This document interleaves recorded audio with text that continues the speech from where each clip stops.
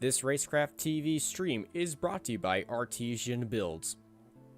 Artesian builds high-quality custom PCs made to order for a low price. Contact Artesian Builds today to get started on your own custom PC as low as $64 a month. All Artesian builds are made live on stream. You can watch your builds and talk to the builders live at twitch.tv/Artesian Builds. For more information about Artesian Builds, check the link in the description.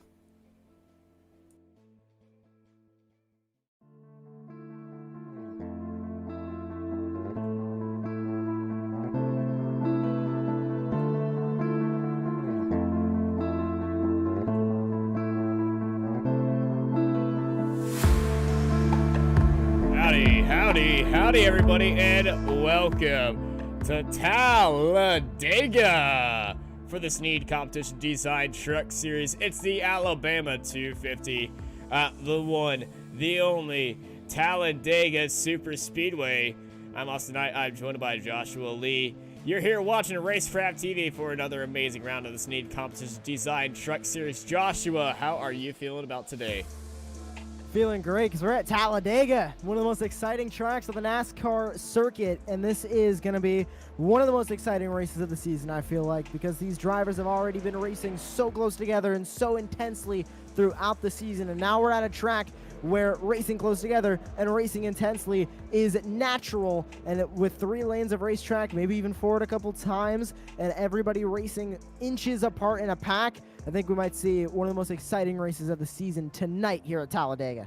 It's going to be pack racing at its finest indeed, as we're currently in qualifying. And qualifying here usually doesn't really mean a lot. It just means on where you're positioned at the start of this race heading into the stages or into the cautions, because cautions here are as common as butter on toast.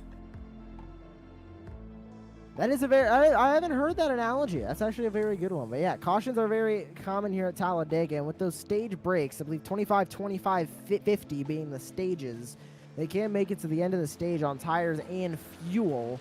So it all depends on when those wrecks happen. And it is a when here at Talladega, not an if. I don't think there's ever been a Talladega race that has gone green to the end in NASCAR or iRacing for that matter. Nope, there has been a Talladega that has gone green from start to finish at the end, and I believe Mark Martin was the one who won that.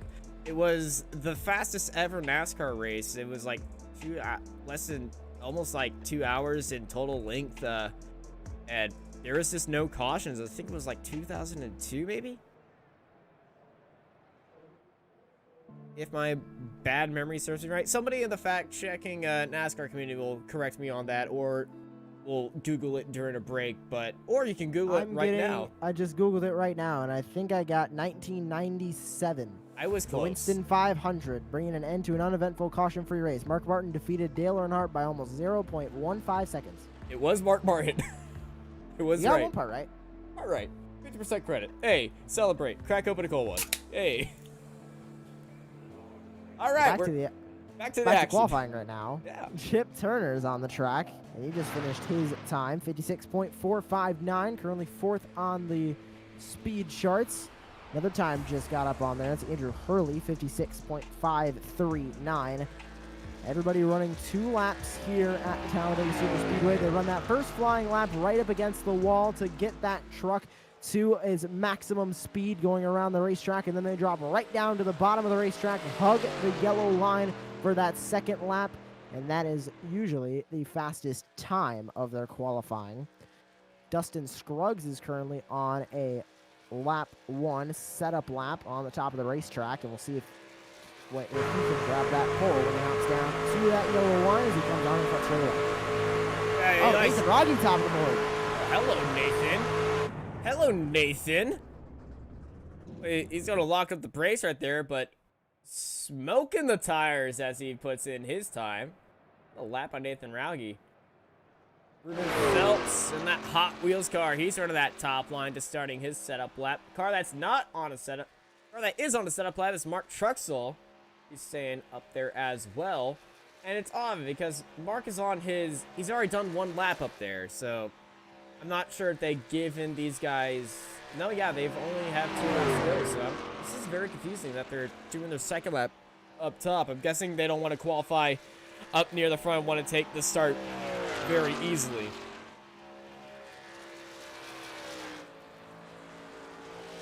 Cody Knott coming out onto the track in that 26 car. I believe it's the first time we are seeing Cody Knott.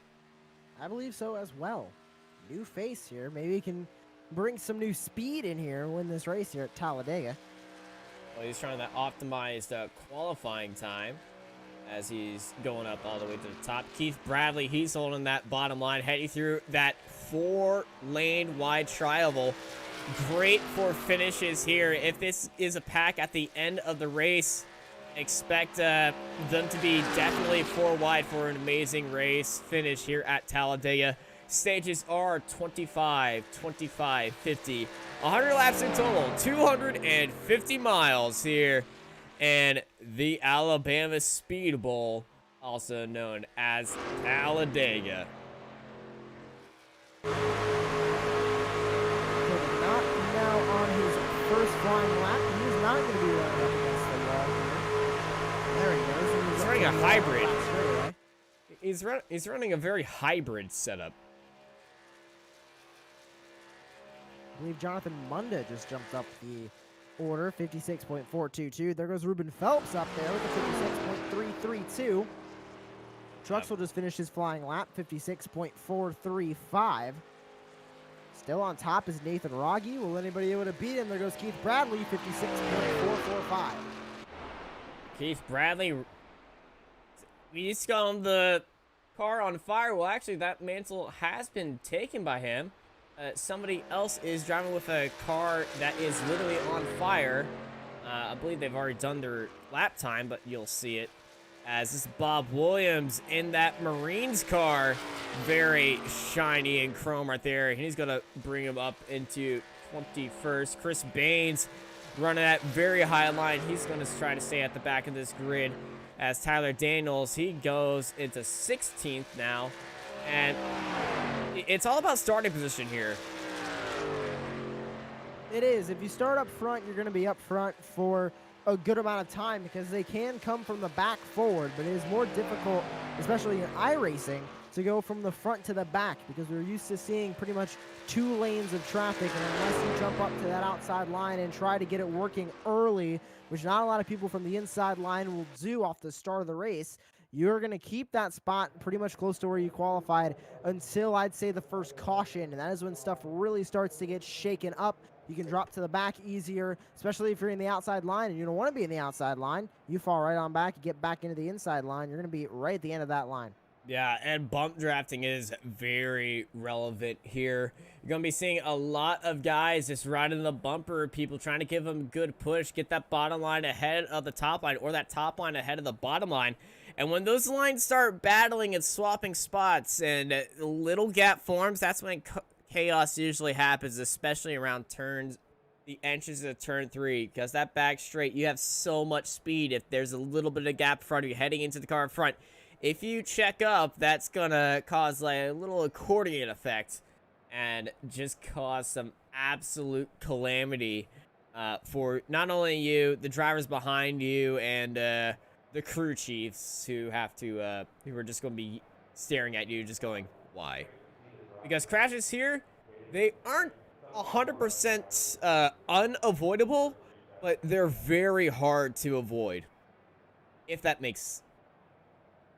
Yeah, I mean, it makes sense to me, especially because everyone's running right at that bottom of the racetrack, right on that yellow line. You got the inside line there, and then usually you have an outside line right up on top of it. And it's hard to avoid that wreck, especially when a car gets turned in the front of the pack. You either have one way to go, which is up towards the wall, or down towards the grass. And usually everybody trying to fan out to avoid the wreck leads to even more wrecks further back. But we're taking the grid here at the Talladega Super Speedway, Austin. Yep, the grid is up, and let's walk you through it. Nathan Rogge is sitting up there on pole. I've had a great time, 56.311, 0.02 of a second ahead of Dustin Scruggs in second place. Ruben Phelps starts out lane 2 with Rhett Tucker in lane 4, followed by Jonathan Munda, Stephen Thomas, Mark Truxell, Justin Lumpkin, Keith Bradley, Chris Baines, Chip Turner, Chris Cinnamon in 12th place. Behind them is Cody Knott, Mikey Williams, Scott Osment, Steve Williams, Tyler Daniels, Tyler Parcell, Andrew Hurley, Bob Williams, Michael McKinnon, Tony Smith, Ben Ganowski, Raul Mezin, 24th, and Casey Herring, Michael A. Adamson, Jason Higginbotham, Bradley LeBoeuf, Tyler Dittmer, Brady LeBoeuf. I am sorry for messing up your name week after week. Dyslexia.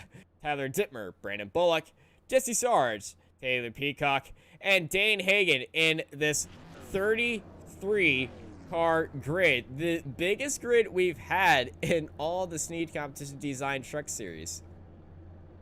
Everybody loves to race at Talladega, especially on the NASCAR side. You had Michael Waltrip towards the end of his career only race at the restrictor plate track. Same thing with Brendan Gaughan, where he just recently retired from racing after this last Talladega race in the NASCAR Cup Series. But everybody loves to race it in the sim as well, especially in a league. No safety rating, no I rating up for grabs. They can just go out and race as hard as they want. And I'm looking in the iRacing chat right now, and Jason Higginbotham wants an EOL penalty. He wants to go all the way to the back. That seems to be his strategy, running in the back to stay out of these wrecks.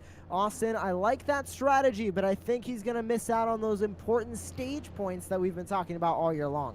I don't think it's stage points that these guys are worried about. It's just getting to the end of the race and finishing. I've been in a Talladega race before where it came to the very last lap. I was sitting 20th on the last lap. I finished in 5th because of a massive wreck, and I just played it safe, made my way through there. And if you drive safe, the race comes to you. If you drive it in the field that you think is a little bit more aggressive than usual, it's going to come to those who wait. That is always the thing that everybody talks about at Talladega. It's the difference in strategies. You have the drivers that want to run up front, lead every lap. Then you have the drivers wanting to run in the back, doesn't want to lead any lap until the last one.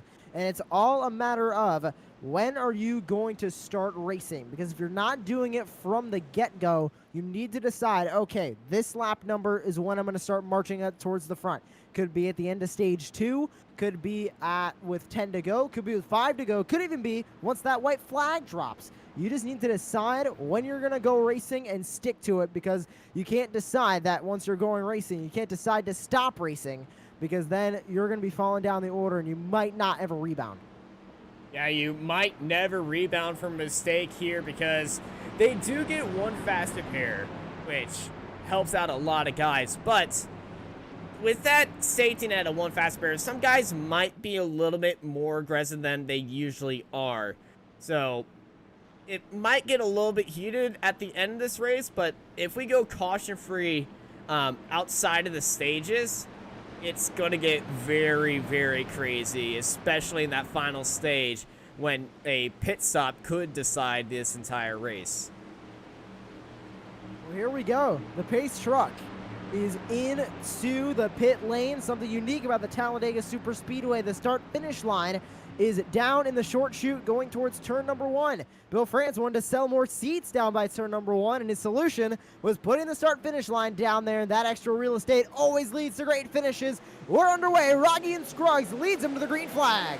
That's a Scruggs' amazing start with Rhett Tucker. Nathan Rauge was just sitting on the bottom row, and now it's a Rhett Tucker 1, 2, 3 as our pole sitter just didn't get going. He is going to be sitting now second on that inside line. He's currently side by side with Stephen Thomas in the 23 as they make their way off of turn 2 for the first time. Everybody's still 2 by 2 with Rhett Tucker just inching in front of Dustin Scruggs, who in the 11 car went down to the inside line to cover it. One car already under the apron. Not sure who that is. It's a Matt Black car way down low, and then another car. I believe that's Scott Osment. Might be that car, or Mikey Williams. It's one of the Williams cars, but yeah, it's lap 1 here at Daya. People do things that just, hey, I didn't want to ask for an EOL. I'll give myself an EOL by doing that. But everyone keeping it very nicely A little bit of cars checking that outside line. Already 3 wide in the background. We're going to try to see who is causing that 3 wide shenanigans as they get that back down. But it looks like everybody is keeping it very nicely, as we already have that bottom line forming up. Cars fanning out just a little bit, keeping those engines cool because roll tape and you don't want to blow your engine immediately. We got a car up near the wall. That's the Marvel car. And that is the... I'm trying to catch that number. Tyler Parcell. No, Tyler Parcell is the car on fire. Nope. Tyler Parcell is the Marvel car. Yeah, he's running that extremely high line. I'm pretty sure he's trying to find his way down there, but he's just being safe about it because he's 3 wide right now with Keith Brady on his inside and Chip Turner just constantly just forcing his nose in there. Another car goes wide. That's just a Lumpkin running high. Lumpkin looking to start a 3rd line up by the wall, but it's not going to work out. Not a lot of drivers wanting to take that chance just yet. Tucker still leads that middle line with Dustin Scruggs leading the inside line and the entire race, as now that 3rd line starts to get a couple trucks curious about it. 2 up there. We might have 3. There's that blue and black car looking up there. They're not going to run up there. They're going to pull back down in the middle line. So that 3rd line going to fizzle out for now. Maybe some more cars thinking about it. There goes Lumpkin in the 87. I think he still wants to run up on that outside line. He wants to make sure he's got help. Yeah, he had Parcell up there as well, but early on in this race, trying to run 3 wide is a pretty dumb idea. I think these guys are just getting comfortable with running around each other right now. Off turn 2 on lap number 4. Everybody getting settled in. They know what truck they have now. If it handles good to race or if it handles bad, they're going to need to wait around for more adjustments. More cars hopping up to the outside line. I believe that is that Marvel machine once again of Tyler Parcell. Oh, Parcell is very loose in that top line. We see him moving multiple times, and he gets a great run on the back straight. He's actually jumped a Lumpkin right now, and he's made an overtake through 3 and 4 around the outside of Lumpkin, getting some of that side draft from that bottom line. But he's carrying a lot of speed on his own, but it's going to be very hard for him to get up to the lead if he just tries to stay out there. And some of these guys might not be a fan of how fidgety he is in the corners. He slides back down in front of Lumpkin, and Parcell has moved up 7 spots so far in this race, sitting in 11th. Austin, something else you got to think about when running that outside line, because there's not a lot of rubber laid down there, those tires are going to wear faster. They try to run that outside line right now as rubber gets laid down around the racetrack. So that outside line could spell trouble in the long run of this stage, as we still have 21 laps to go since these guys are going to be touching pit road, unless, of course, we do have a wreck. Yeah, the wreck, if there is a wreck, which there most likely will be a wreck, but I feel like that first wreck is not going to be a big wreck. It's just going to be a small incident at the back of the field where everyone's starting to relax, not from somebody pushing it as hard as they can, because you got to kind of be aggressive here at super speedways when you're going for the win, especially the stage win. But tire wear here is very important. The very first race at Talladega was during the tire wars, and nobody could actually get a good stint because all the tires were blowing up. And the person who won the race actually went into the parking lot and took a couple of truck tires and attached them to their car. And that's how they won the race. NASCAR back then, very lawless compared to today. I don't think we're going to see that in the Sims. I don't think the pit crews can take the tires off of the virtual cars in the infield. I'm not sure. I think it was a lot. I'm not sure what kind of truck they took it off of. As we see Parcell still up there in that 3rd line. He's making a move on the 31. The new man on fire, Mikey Wood. And oh, there goes Parcell. Came in front of Mikey Williams, and he slammed the car way down low. Caution is not out. Caution is out now. More wrecking in the back. As it's Dittmer. Oh my goodness. Well, we saw Parcell move down in front of the 31, and then he gets turned around. An absolute calamity has happened right there. I'm counting maybe more than 10 trucks with damage. Mez has damage. Steve Williams in the 32. Dittmer, Daniels. Cody Knott, I believe, has some damage. Yes, he does. All right, here it is. Parcell tries to go down low in front of Keith Bradley. Knocks a car way down low. And that car that he knocked off, I think that was Jonathan Munda. And, oh, there it is.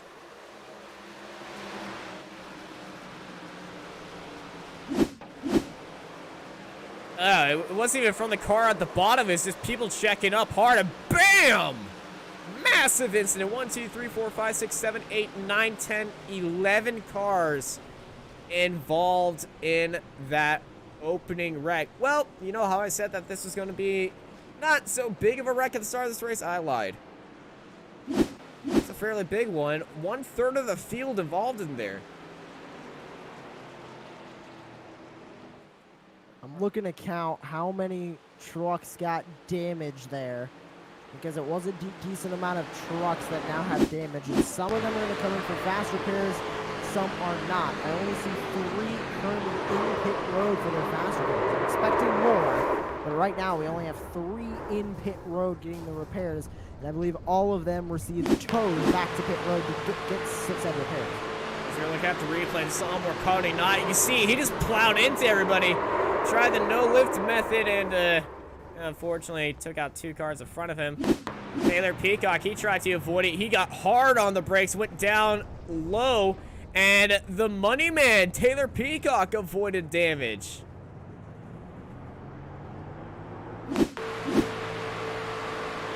And this is the risk at starting in the back. This is Ben Ganowski. He had all the track. You get to see the cars getting all over the place. He gets all the brake. Unfortunately, gets to the side of Mark Trucks right there. Tyler Dittmer. Well, we saw him be one of the opening cars involved. And then the wall. Michael A. Advinson ended up hard in the wall. He actually got a bit airborne. Ben Ganowski again. Look at Brandon Bullock. He saw all this happening, and it's just the risk of starting in the back. That's probably where the wrecks are going to start happening early on, and you're going to have to be the best at avoiding it. And lap 7, first caution is out here at Talladega for the Alabama 250. Dustin Scruggs leads out Rhett Tucker and Stephen Thomas, your top 3, followed by Nathan Rogge and Chris Baines, your top 5. You're here watching the Snead Competition Design Truck Series, Alabama 250, here on Racecraft TV. We'll be right back after these messages. This Racecraft TV stream is brought to you by Artesian Builds. Artesian builds high-quality custom PCs made to order for a low price. Contact Artesian Builds today to get started on your own custom PC as low as $64 a month. All Artesian builds are made live on stream. You can watch your builds and talk to the builders live at twitch.tv/Artesian Builds. For more information about Artesian Builds, check the link in the description.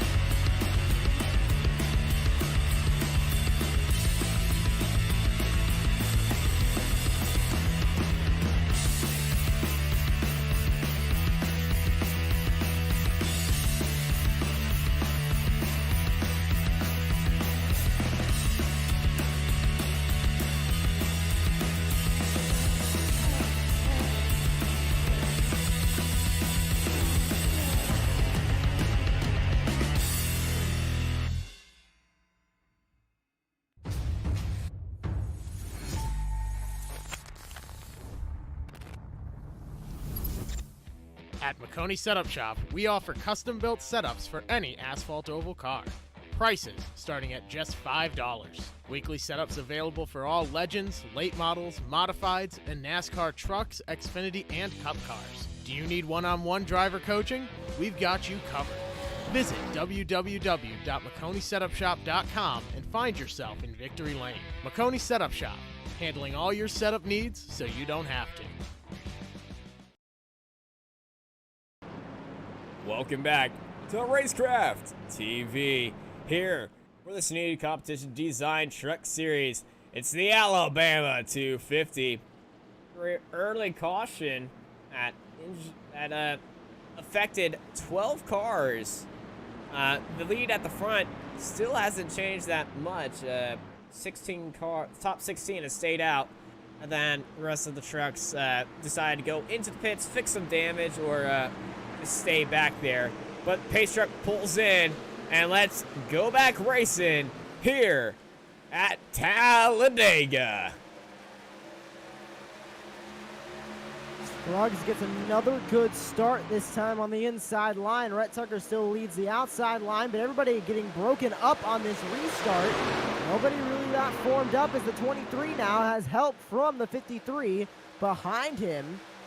Sorry, from the 54 behind him. Chris Baines. Everybody going to form up now. The outside line doesn't have many trucks up there. Looks like 4 trucks up there now, but they're all super spread out as they come down the super stretch. Now, Talladega back super stretch, and you can see on how far the cars are fanned out. That's how much damage that those cars in the back have, and how much it's affecting their speed. As this top pack consisting of about 10 cars is starting to pull away from everybody else. Let's bring up our track map, and I'll show you just about how spread out this field is. The top 17 cars all bunched up, and then there's a gap to the 18th car. Mark Truxell going 3 wide immediately on the outside of the man on fire, Mikey Williams. A title we used to call Keith Brady. Bradley, who used to run that car on fire, but he decided to pick up that mantle because honestly, a car that's on fire looks pretty cool. And he's still running that third line, Mark Truxell. He's trying to make that third line work, but not a lot of people, especially after that first wreck, are very confident running up there. So he's going to be alone for the time being. One truck looking up there. He took a peek, but he did not want to go up there, and Truxell now going to keep on falling back down. Nobody's ready quite just yet for 3 wide racing consistently. Right now, they're going to keep it 2 wide. It looks like the outside line might have a little bit of momentum down this front straightaway, but the inside line has more trucks. Ruben Phelps went off the track. He went into the apron on the tri-oval, trying to avoid something, but he's trying to get some speed to catch up to the bumper of the cars in front of him, as this little pack up here is racing nicely. And you can see of that, this front pack looking very good. That back pack is pretty much consistent of everyone who has damage right now. There's some cars that are damaged in this field. Raul Meza has some damage on the back of his car, but back damage is not as bad as the front of your car damage. The front of your car affects your engine. That's all where your important bits is. That's how the car carves through the air. So you're going to be much slower in a straight line. And straight line speed is all what it's about here at Talladega. And having a good bumper to bump draft somebody. Right now, the outside line looks to be more formed than the inside line. Have more trucks currently in it. But with the current groove on the racetrack being majority on the inside, they're not able to make that much of a run through the corners to get by this inside line. And the 23 is doing a great job at pushing that 11 of Dustin Scruggs out in front. It's a battle of the lines right now, but the inside line is winning right now as Scruggs almost clears him going into 3. Yeah, unlike in real life, iRacing cars love to run that bottom line. Though I'm talking about the cars versus the trucks here, but Cups do exactly the same thing. They don't have the side drafting phenomenon like they do in real life, because thankfully that's not a thing on iRacing. As we're looking at Keith Brady, he's looking up to go 3 wide. We got 2 cars going 3 wide, and the old man on fire and the new man on fire are going side by side. 3 wide through turn 2. And the man who just left Rhett Tucker Esports is now back on the bumper of his old boss as we're 3 wide down the super stretch. This could get a little hairy going into 3. And Keith, he's made it up there into the 2nd row. Nice move by Keith. Jump 2 cars. Jump 2 rows up there. They're back to 2 by 2 now. Majority of the field spread out, but we have 2 distinct lines up here in the front. 4 trucks on the outside line, and I think I'm counting about 6 on the inside line that are truly formed up, looking to push. The 31 of Mikey Williams looked up to maybe start a 3rd line. He's got Raul Meza behind him, who came down pit road, got his fast repairs. He had damage from that initial wreck. I think he still has that damage. I don't think he has come in just yet. He has some damage in that back end. Doesn't seem to be affecting his speed much. But 2 lines formed up, and here comes Rhett Tucker still side by side. He needs that 18 of Keith Bradley to give him more of a push on the bumper. It's Rhett Tucker 1-2. They've been doing this from start till right now. I would say start to finish, but we're on lap 16 of 100. Can't really finish the race in the middle of it. This ain't some random rules racing here, but yeah, this is how they control the field. They just plant 2 of their cars in front of the field and make sure nobody can pass them, because it's going to take a massive team effort to manipulate to get up through the field. And if they run this 2x2, they know where to run that 2nd line. They know on how high to run it, so they each have some good room to the bottom. So this is a inter-team communication to control the race and make sure that it is a clean one, but it's going to be very dominant. We got a car way to the bottom.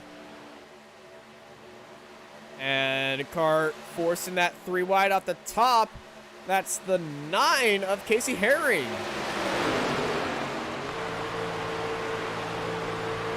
One lap car they're going to be coming up on. We'll see how that affects this pack racing up front. There goes Herring looking back up to the outside once again. Oh. He's got Meza behind him, and I think he also has Parcell with him as well. And there goes Truxell. We might have 3 distinct lines starting the race here as we get close to the end of stage 1. As we were talking about that, Keith Bradley is up in the lead of this race. He shadow moved it as we were looking at somebody else. Bradley, the first new leader of this race, other than Tucker and Scruggs, going side by side and trading that spot. But here comes Rhett Tucker back on the outside line. Can he get by him? Now going back into turn number 3. Herring leads the outside line. The middle line fizzling out a little bit, but so is the outside line. The inside line dominant once again as they come off 4. Inside line is also the safest line to be on, because if there's a wreck, most of the cars shoot up going up due to physics of these cars traveling at speeds of 180 miles an hour. They will go straight, then come down. So if you're on the bottom line and the wreck just happens to come right beside you or just a bit in front of you, you'll be fine on the bottom line. But it's only safe for about half a second. Back to 2x2 racing. Pretty much all the way through this main pack right now. The It's NRE completely cars. 2x2. One car down onto the apron. I think he's just detecting that this is going to get very hairy as we're closing in on 6 laps to go here in stage number 1 as they race towards lap 25. It's Tucker, Bradley, old teammates leading these 2 rows.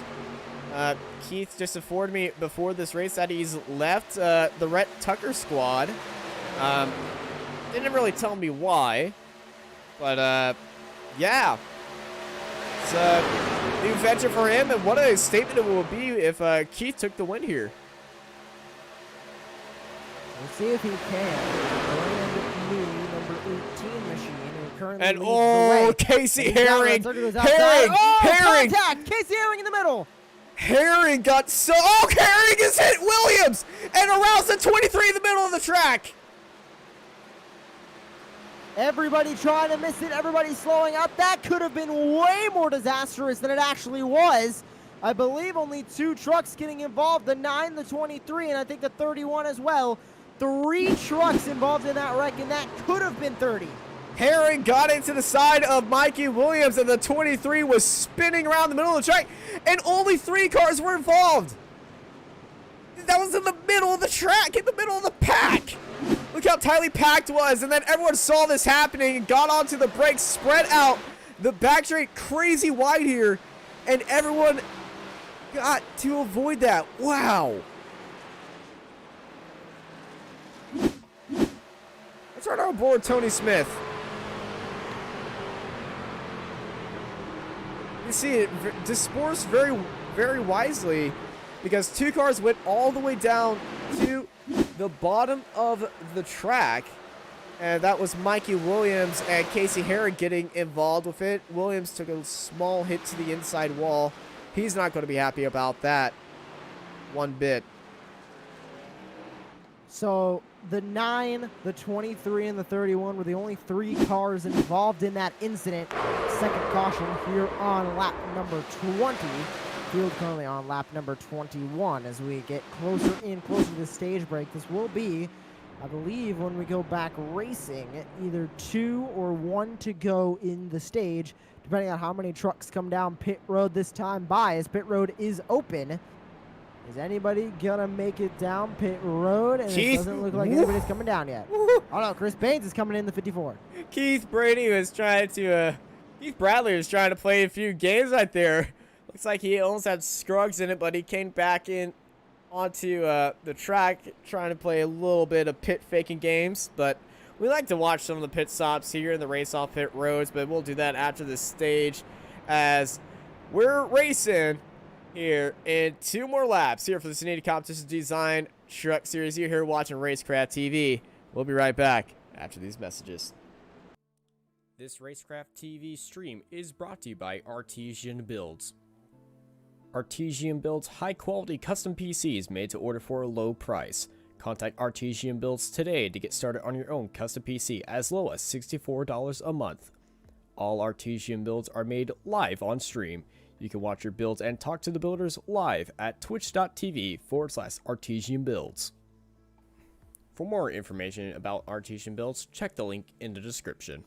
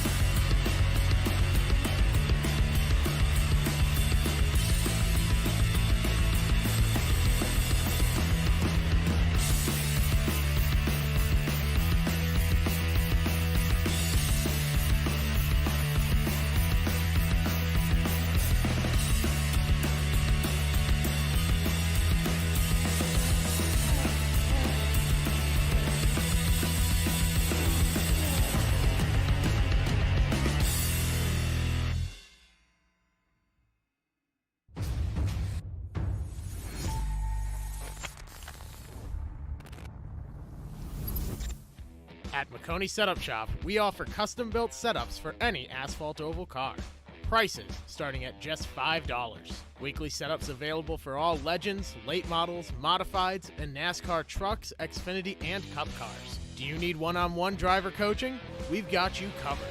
Visit www.McConeySetupShop.com and find yourself in Victory Lane. McConey Setup Shop, handling all your setup needs so you don't have to.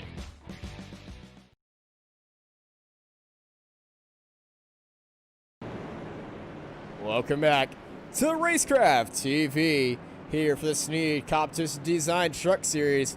It's the Alabama 250, and after a late yellow flag that only affected 3 cars, Mikey Williams being one of them, Casey Herring, and the 23 of Stephen Thomas being those 3 cars.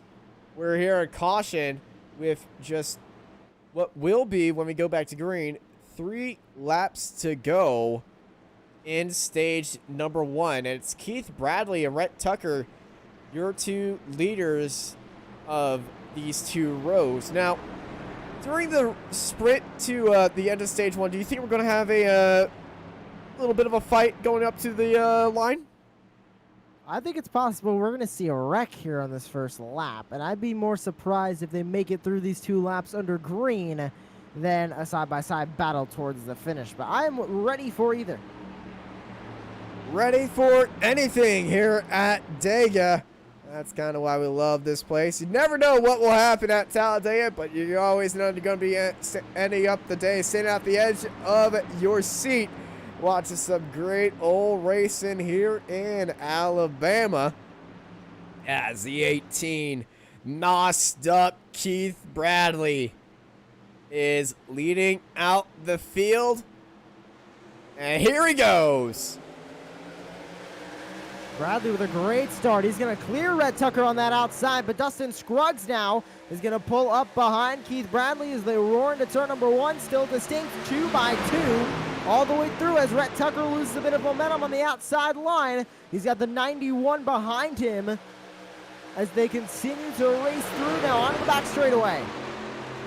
And the bottom line, very good. Bradley getting some dooring on that back straight, as it looked like Dustin Scruggs tried to go down low and pass him below the double yellow line, which really doesn't have anything to affect with a rule book because NASCAR is so consistent on that penalty system. So Keith Bradley leads the way on the inside line. Dustin Scruggs right behind him in the 11. They're going to come through, take the white flag here in this first stage. And then we'll go back under caution, but caution is out. Oh, caution is out. Andrew Hurley being one of those cars involved. And, oh, he's off in the tri-oval. As well as Higginbotham. They're on pit road. Just got word that this is the stage break. This is the stage caution. Oh, it was Taylor Peacock getting into the back of somebody else as Higginbotham went bouncing around through the field. There's Mikey Williams barely avoiding another incident, but it was Hurley. Slow motion this. It was Peacock getting into the 47 who got to Higginbotham, and Higginbotham went careening up the track right there, bounced into the wall, and came across the track. I believe it was only 3 cars involved there, with the money man, Taylor Peacock, being, well, the antagonizer, and yeah, Hurley just came down on him.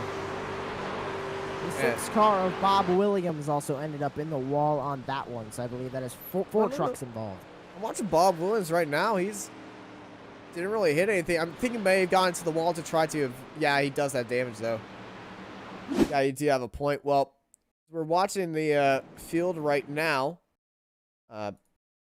Try to get back to real speed.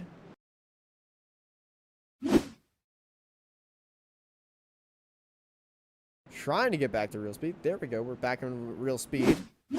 No, we aren't. It keeps going to quarter speed. There we go. We're back live. When in doubt, just fast forward.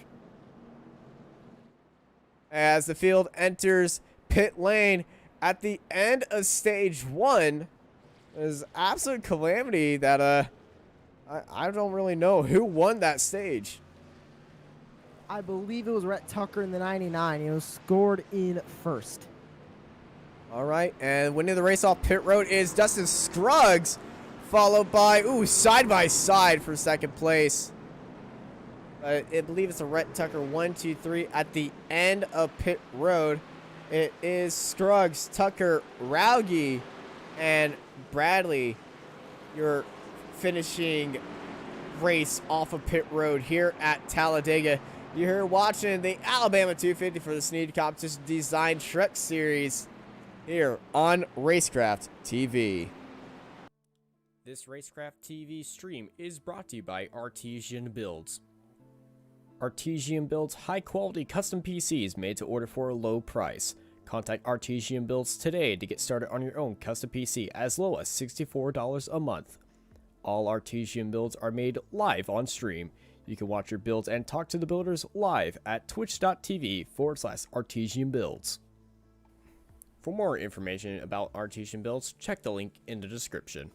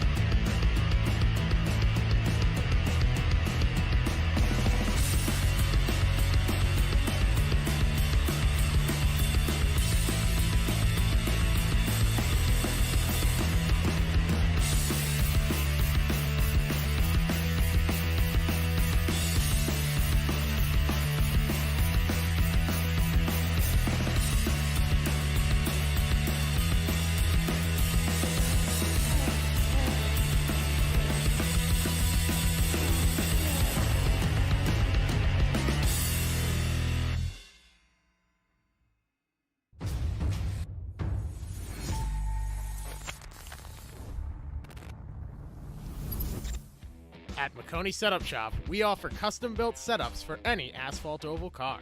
Prices starting at just $5. Weekly setups available for all Legends, late models, modifieds, and NASCAR trucks, Xfinity, and Cup cars. Do you need one-on-one driver coaching? We've got you covered. Visit www.McConeySetupShop.com and find yourself in Victory Lane. McConey Setup Shop, handling all your setup needs so you don't have to.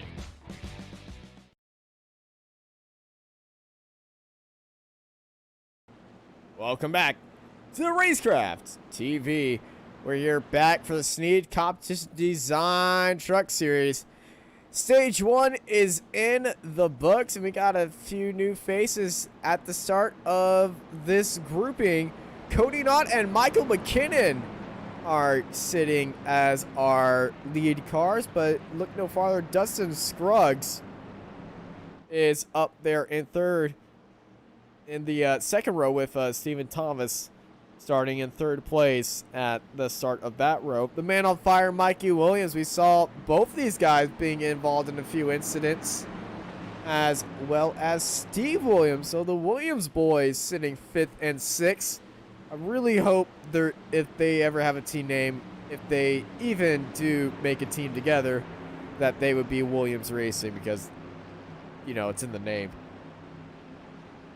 I do would like to note, before we go back to racing real quick, that the two leaders, Cody Knott, Stephen Thomas, both on the inside line, are on 27-lap old tires. Michael McKinnon pitted right before that stage break, and we're back underway.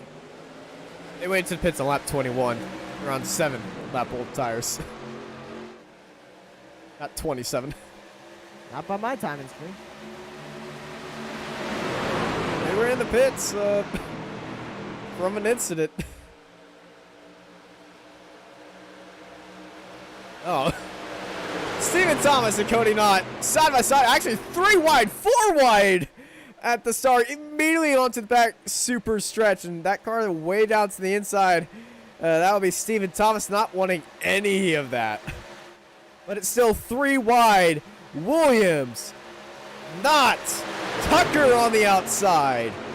Where did Tucker come from? He's trying to work that outside line, but the middle line not having a lot of momentum as well. And oh, the Marvel car's around! Inside line, so dominant line. Parcells sideways, coming out of 4, and we got a caution. Truxell in the wall as well. The car that started it, though, was Parcell in that Marvel car, and he's got massive damage right there. Take a replay of how it's happened. He got just absolutely blown up from behind by the black and yellow car. Came right in front of Truxell, and Truxell had nowhere to go. Bounced off the 93 of Tyler Daniels. But that car right behind him, though, just blowing him up right there. And just nowhere for Truxell to go. And I believe Truxell is so mad right now. He just left this race.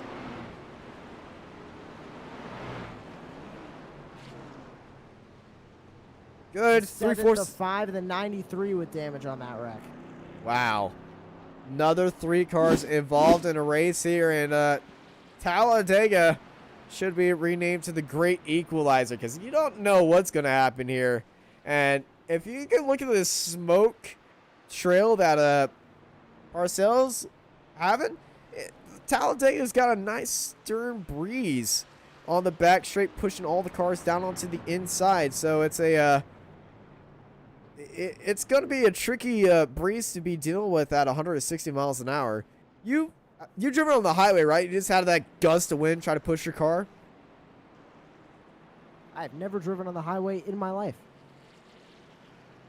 All right, so those of you who actually have a license and do get out sometimes, not including you, you know whenever you're driving, you get a gust of wind that kind of shoves your car, especially if you drive a very small car or a Camry like I do. Kind of just moves the car. It's pretty scary sometimes, especially if you get into a very high wind situation.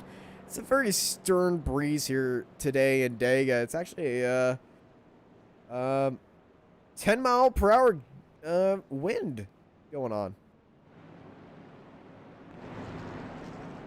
So yeah, like you said, that wind is affecting those trucks going down the super stretch, especially at this high rate of speed. Those trucks really move around reacting to the wind. Yeah, look at Mikey Williams. The back of his car, very dented up.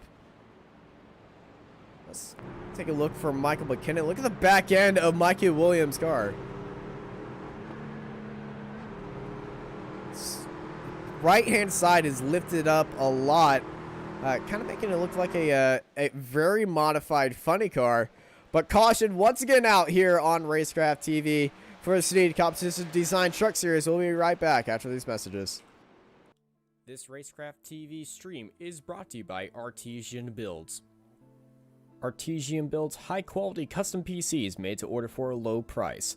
Contact Artesian Builds today to get started on your own custom PC as low as $64 a month. All Artesian builds are made live on stream. You can watch your builds and talk to the builders live at twitch.tv/Artesian Builds. For more information about Artesian Builds, check the link in the description.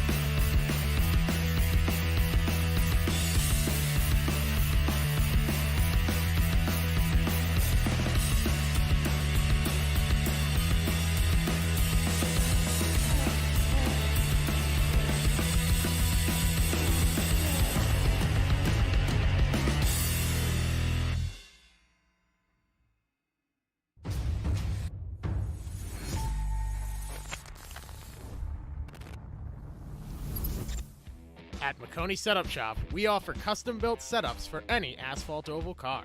Prices starting at just $5. Weekly setups available for all Legends, late models, modifieds, and NASCAR trucks, Xfinity, and Cup cars. Do you need one-on-one driver coaching? We've got you covered. Visit www.McConeySetupShop.com and find yourself in Victory Lane. McConey Setup Shop, handling all your setup needs so you don't have to. Welcome back to Racecraft TV. We're back live for the Snead Competition Design Truck Series. It's the Alabama 250. 30 laps are in the hole. We're about to start out lap 31 here shortly. Cody Knott leads out the field after our fourth caution of the day. Third by a wreck. Fourth in total. But interesting thing, the Mikey Williams and Michael McKinnon both have damage on the rear ends. How's that going to affect them in this start? As we'll ride on board Cody Knott and wait for him to get us back green here at Talladega. Field 2 by 2, getting ready to go back to racing. Knott and Williams leads him to the green. Oh my goodness. Already 3 wide. Red Tucker goes up the middle. Tucker with an immediate jump through the middle and looking on the outside, cuts the nose of Keith Bradley right there. Very risky move, but 3 wide immediately. Rhett Tucker, no prisoners right now, putting it all on the line on lap 32. Red Tucker trying to grab that lead. We're 3 wide for the lead coming down the Talladega Super Stretch into turn 3. Tucker with help on the outside from Keith Bradley. He's got the 26 of Chris Knott in the middle, but on the inside, it looks to be McKinnon. The 13 of Michael McKinnon taking the lead as the inside line prevails. Oh, Keith Bradley just did Tucker dirty right there. He was all up in the bumper of Tucker, then he dived down low, and now look at Bradley just running up through the field. And that outside line has fizzled out, and now the middle line has become the outside line with Keith Bradley leading the way, but he's got a lot of space in between him and Knott on that outside line. Hopefully they can get closer together and help Keith Bradley, because that inside line is pulling away with Chris Baines and Michael McKinnon leading. Yeah, I was watching the restart, and it looked like Cody Knott was blocking everybody immediately from the start. He went straight to the middle line, just defending from each of the fastest lines that he thought was going to be faster, as Keith Bradley getting behind Chris Cinnamon as he jumps up high, as Ruben Phelps dives down low, and Keith thought about diving back low to just a little switcheroony on Chris Cinnamon, but it's McKinnon leading this race. They're side by side with Cinnamon hopping up to the outside. Keith Bradley behind him. He's got Knott and Williams also helping him there. Rhett Tucker running a little further back, looking to push. It looks like the 97, sorry, the 37. Oh my goodness, of McKinnon. Raul Meza on that outside line. McKinnon and Baines just dove below the double yellow line on the back straight. We're back to 3 wide racing as it's McKinnon leading out that bottom line. Cinnamon leading out the middle line. And the one, the only, Nathan Rauge leading that third line. Can the third line work is the question. It hasn't worked yet tonight.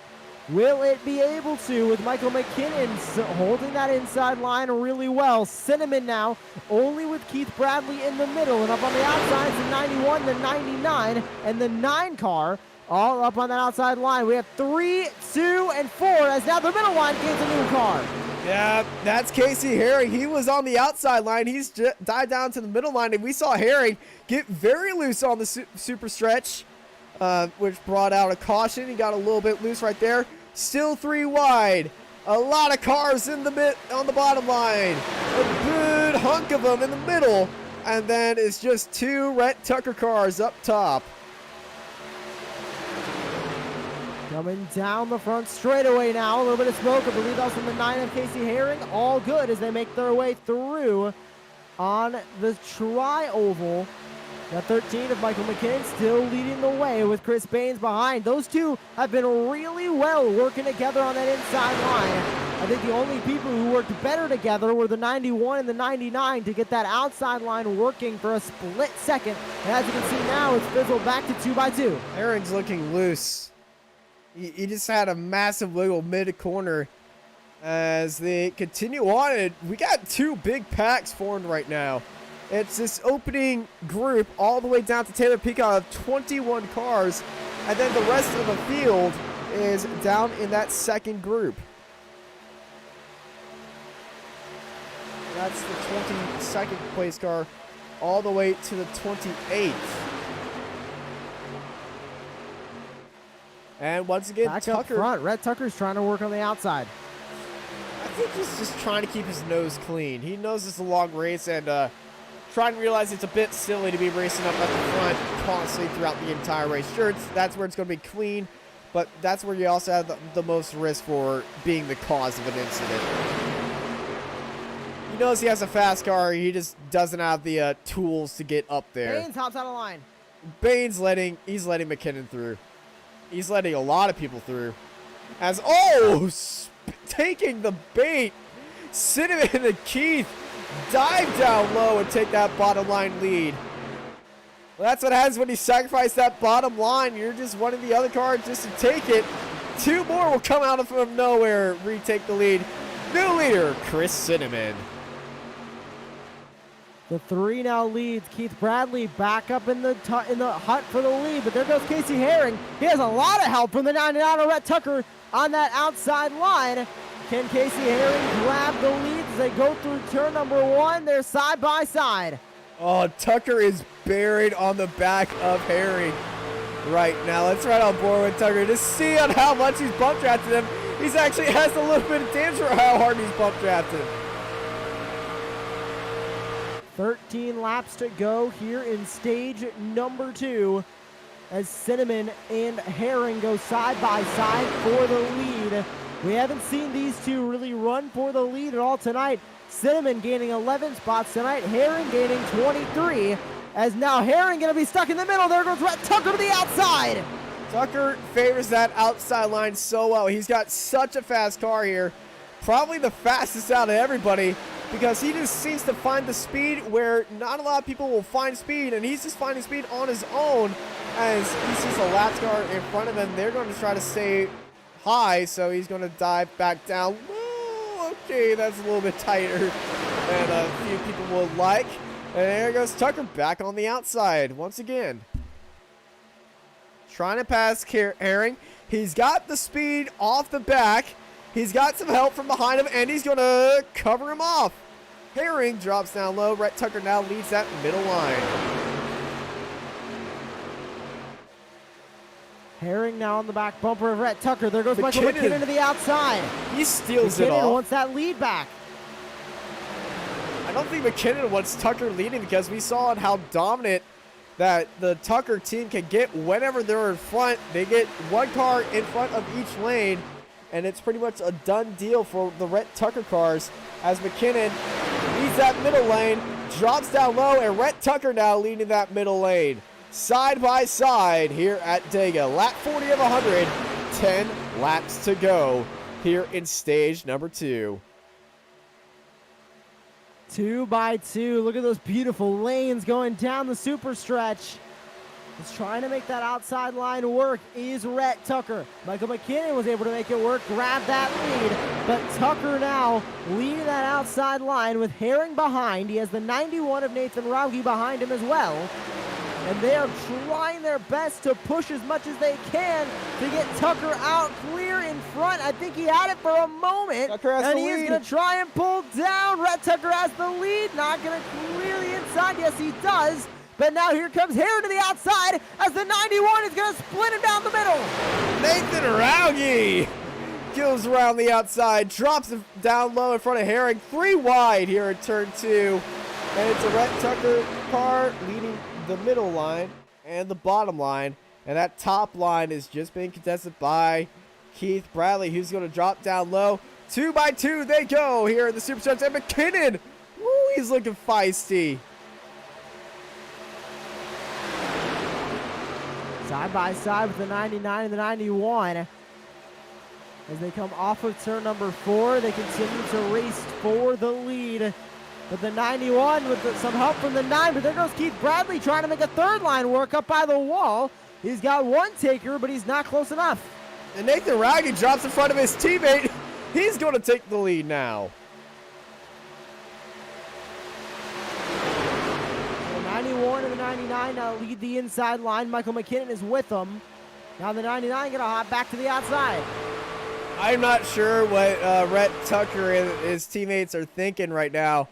They ain't working together. They're just working to control this race, but each of them just swapping positions and swapping lanes. If they continue to do that, it's not really going to benefit them, and it's just going to allow this top line to keep forming up as it's Ruben Phelps and Keith Bradley leading out that top line. I see Justin Scruggs poking his nose in that top line now. Bradley trying to make that third line work, but it's not going well. He's got help from the 06 of Ruben Phelps. He also has help from the 11 and the 54 up there, but it's just not enough, as now they're going to become that middle line as the complete third line fizzles out, joins that middle line, but Keith Bradley also going to lose that help as he has to try and block Ruben Phelps to keep him behind. And Bradley just moving all over the track, really wants to stay in that. Well, now it's the top line, as the only car in the middle line is the 26 of Cody Knott, who almost gets into the side of Rhett Tucker.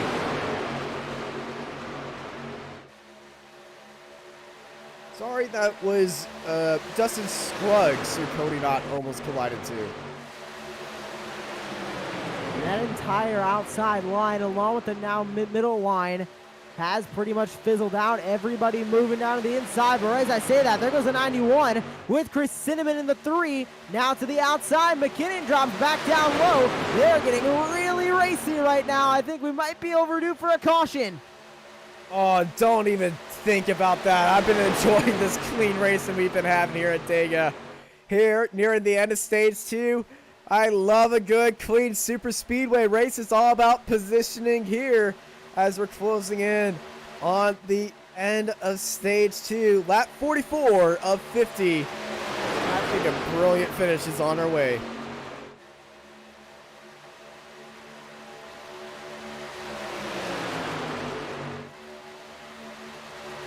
Back on the front straightaway with Rhett Tucker leading in the 99. He's got Casey Herring behind him in the 9. The outside line trying to get something working has been the main battle tonight, getting that outside line to really have enough momentum to overpower the inside line. That is the main goal here on super speedway tracks and iRacing, is to figure out how to maximize your speed on that outside line. And right now, I think they have figured it out as the 91 is side by side with the lead, but there goes Keith Bradley up to the outside. Keith trying what Tucker does, go onto the outside on the back straight, try to get some speed from banking and the gravity, and try to force your way into a hole back to the line, but he's going to be staying on the outside once more. He's got Scruggs, and he's dooring Scruggs right there. They're still going to go side by side down to the tri-oval. Watch for this to get a little bit nasty, but Keith's going to lift off just a little bit and trying to find that hole at the back of the grid as it's Tucker, Rauge, side by side across the line here. Start lap 46, 5 laps to go here at Dega. We'll be coming to the end of stage 2. And that is going to be an important stage break as Baines gets sideways, saves it. Oh my goodness, Baines causing a lot of people a heart attack. Yeah, if they were looking in the mirror, they could see that, but oh, he was sideways for a bit.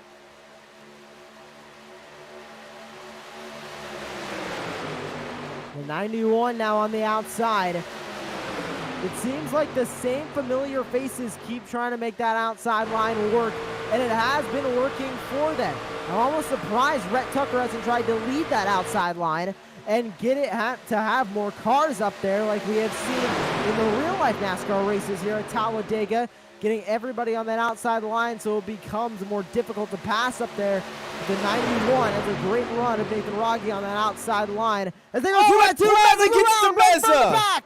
Meza and Bradley getting into each other. Cars sprawling everywhere. Meza's careening into the wall. Hard impact for Raul Meza. I am very surprised that wasn't more of a wreck as Meza spun right in the middle of the pack. Somehow, I think Chris Baines was the only truck walking away with damage from that other than Raul Meza. And caution comes out on lap 46. Believe it's going to be a one-lap shootout for the stage. You got confirmation for race control on that? I am not sure if this would be the race caution, if this would be the stage caution or not. We might be having a one-lap shootout, but it looks like Tucker and Rogge are still racing right now. The 16, the 37, and the 54 were the three trucks involved in that incident. Bradley came down, turned to Meza, and Chris Baines nowhere to go in that 54, and I believe he's already used his fast repair as well. Well, it's Rogge leading out the field ahead of Tucker and Chris Cinnamon as we enter lap 48 now behind the pace truck. And this is where we usually see some guys start making some strategy moves on, hey, I'm going to pit right here. And what do we have going on? Oh, no. Tony Smith is parked sideways. What's happening to Tony Smith and caution? Oh, Tony Smith absolutely slammed into somebody. Tony Smith has hit 3 cars, and there's a slow car coming around. He just didn't see it. And that was Keith Bradley who was going slow, and Tony Smith was behind another car, absolutely blind to the situation, and he's ran into another car. He ran into the 52 of Scott Osmond. That's or bizarre. 53 of Scott Osmond. That is bizarre. We're looking at our drivers in pit lane. Expect these guys to be staying out at the end of stage number 2, which we will be having a one-lap shootout for. Did we get that confirmed? Not sure just yet. Well, you'll know what's going on when we come back after these messages. This Racecraft TV stream is brought to you by Artesian Builds. Artesian builds high-quality custom PCs made to order for a low price. Contact Artesian Builds today to get started on your own custom PC as low as $64 a month. All Artesian builds are made live on stream. You can watch your builds and talk to the builders live at twitch.tv/Artesian Builds. For more information about Artesian Builds, check the link in the description.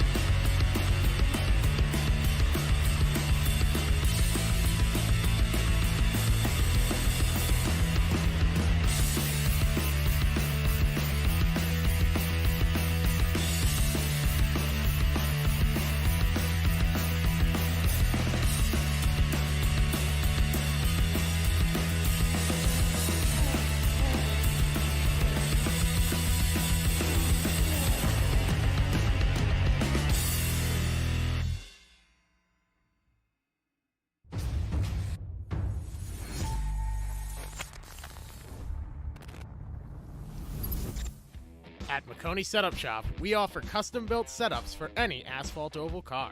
Prices starting at just $5. Weekly setups available for all Legends, late models, modifieds, and NASCAR trucks, Xfinity, and Cup cars. Do you need one-on-one driver coaching? We've got you covered. Visit www.McConeySetupShop.com and find yourself in Victory Lane. McConey Setup Shop, handling all your setup needs so you don't have to.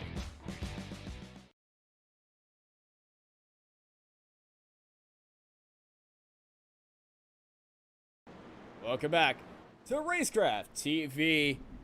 Well, at the end of stage 2, coming to the end of stage 2, the caution came out, late caution came out, and they decided that they didn't want a one-lap shootout, so they're going to end out stage 2 right here, and your stage 2 point scores are Nathan Rauge, Rhett Tucker, Chris Cinnamon, Casey Herring, Dustin Scruggs, Chip Turner, Ruben Phelps, Cody Knott, Justin Lumpkin, and Scott Osment. Your top 10 here at the end of stage 2. Actually, the end of stage 2 is coming up as they cross the line because this is lap 49. So in reality, the entire field has went into the pit lane except for Nathan Rauge and Rhett Tucker. Well, this is bizarre. They are staying out on the racetrack. So Rauge and Tucker, the only two not coming down pit road under what we assume is the stage break. It is a stage break right now as they enter lap 50, but they went to the pits on lap 49. But I assume that because of the caution coming out, winning the race off pit road is going to be Scruggs, Phelps, Herring, Cinnamon, and they're followed by a few more cars. See Knott in there as well, and the rest of the field. But our new top 10 is would be Rauge, Tucker, McKinnon, Jonathan Munda, Hagen, Ganowski, Scruggs, Phelps, Herring, and Cinnamon. And the lights are still out on the pace car as it was a manual caution flag. So, well, we'll see you after this break for the start of stage 3. This Racecraft TV stream is brought to you by Artesian Builds. Artesian builds high-quality custom PCs made to order for a low price. Contact Artesian Builds today to get started on your own custom PC as low as $64 a month. All Artesian builds are made live on stream. You can watch your builds and talk to the builders live at twitch.tv/Artesian Builds. For more information about Artesian Builds, check the link in the description.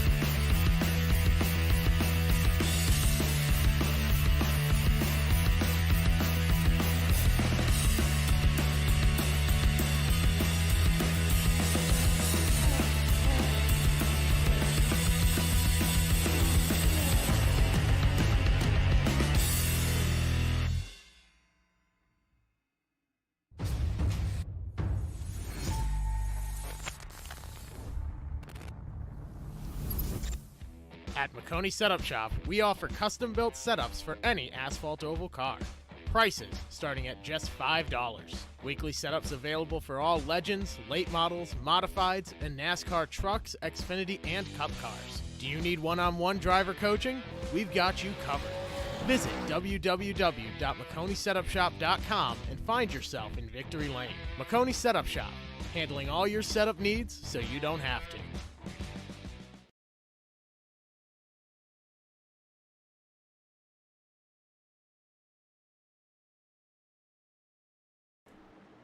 Welcome back to Racecraft TV.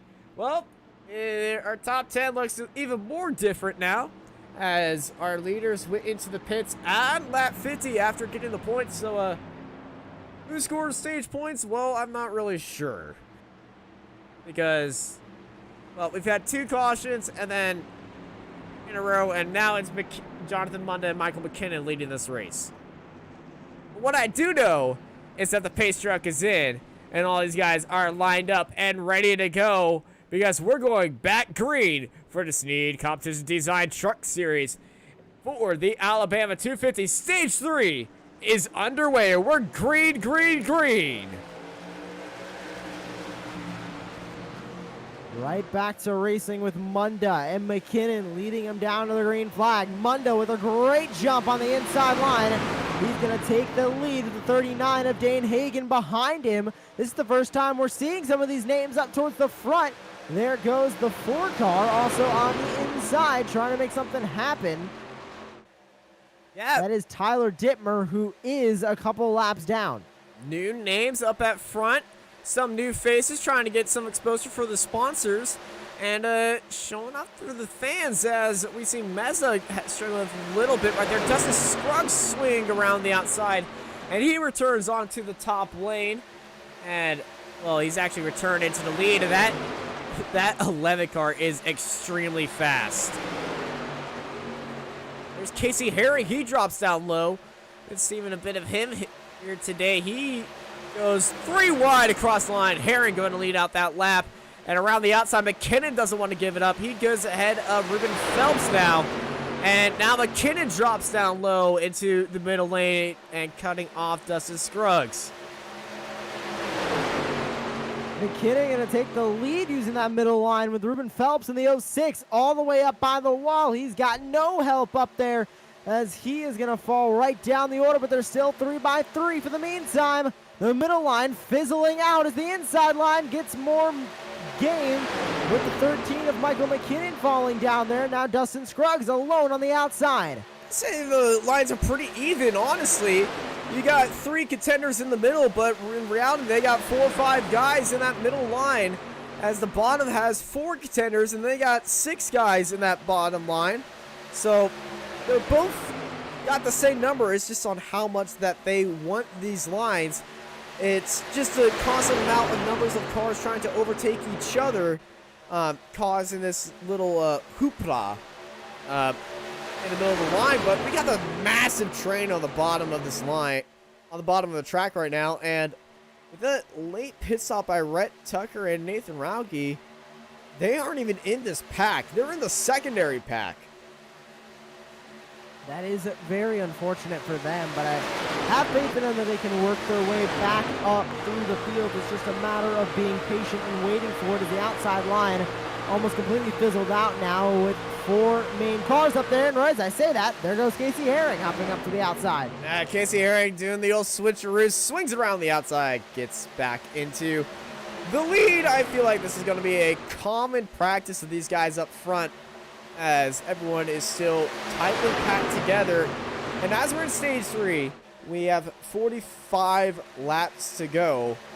I believe this is going to be the race of patience now, unlike what we were witnessing at the very start of this race. And a little bit of a question, are we going to see some green flag pit stops? I think it might be possible we see some green flag stops, but they also would need to go green to the end of the race. And at the rate they've been going, I think we're going to see a caution in roughly about 10 or 15 laps. Ah, don't spoil my fun. That's what I'm here for, Austin. You little.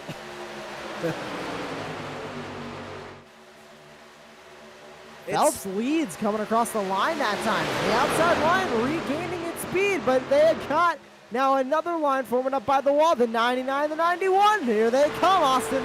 Yeah, you see them back there. They've been biding their time, and here comes the Rhett Tucker Dang. And they're making up a lot of ground as Ruben Phelps being pushed by Chip Turner and that Hillbilly Life car, that 01. Paying tribute to the General Lee, but he's in that breast cancer awareness peak right there. Nice little gesture by him. And now a car jumps onto the outside line. That's the 46, the chrome and pink car. And Phelps going to hold him, trying to hold him off, almost forced him into the wall. And now, oh, we were almost 4 wide for a second.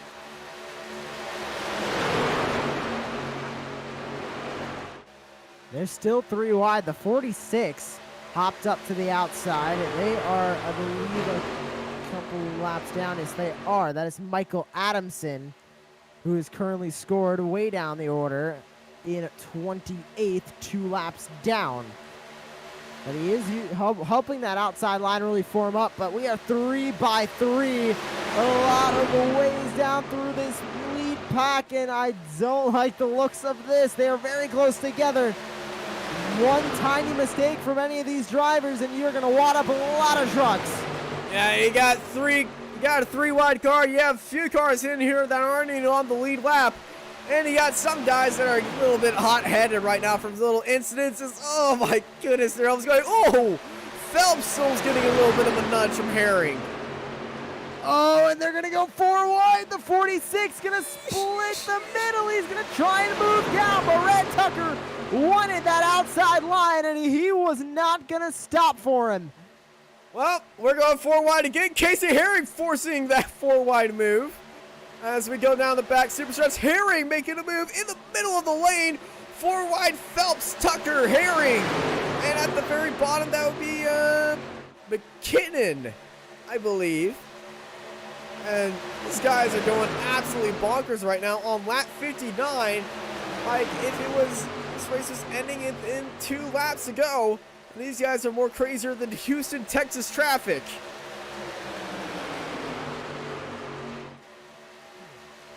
If you weren't from Texas, you wouldn't understand it. We continue to move around throughout this pack, and the outside line looks to be formed up, but they are just not able to get side by side with the middle line. Okay, good. They calmed down. They calmed down now. It's back to 2 lane. As I said that, they're back to 3 wide. I'm really glad I'm not a spotter in this race. I'm very glad. I feel like my vocal cords would be a lot worse off than they are right now. I've done a few spots for Talladega races at Daytona. Really, I had to say car on your outside, car on your inside. I feel like in this race, I would just be going humana, humana, humana, humana, humana for half the entire time. Unless if I was racing with Chris Cinnamon's spotter, I would just be like, stay low, don't think about anything else.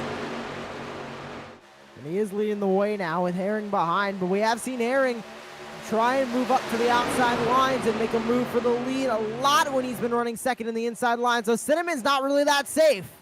Yeah, Cinnamon defending on that outside line. Why? Oh, big hit. Bradley pushing Rauge into the wall. A little bit of sparks came from Rauge's car as Bradley came up there. A little bit of still salty feelings maybe towards his old team. Probably just a small mistake, and I'm just trying to create some drama right now.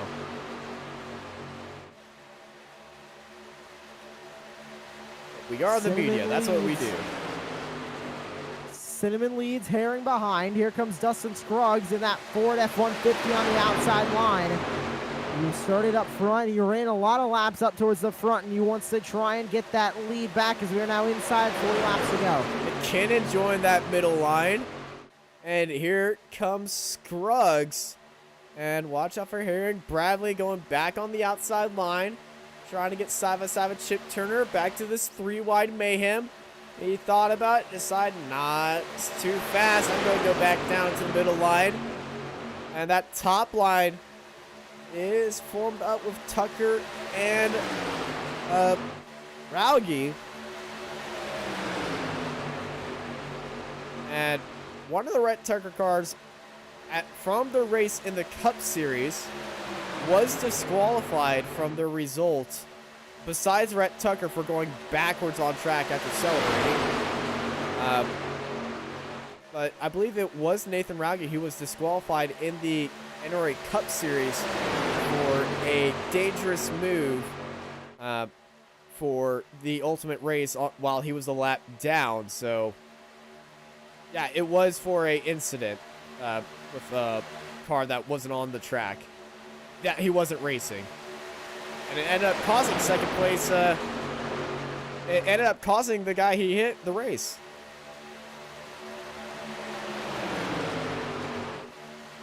So he's going to keep his nose a little bit cleaner today.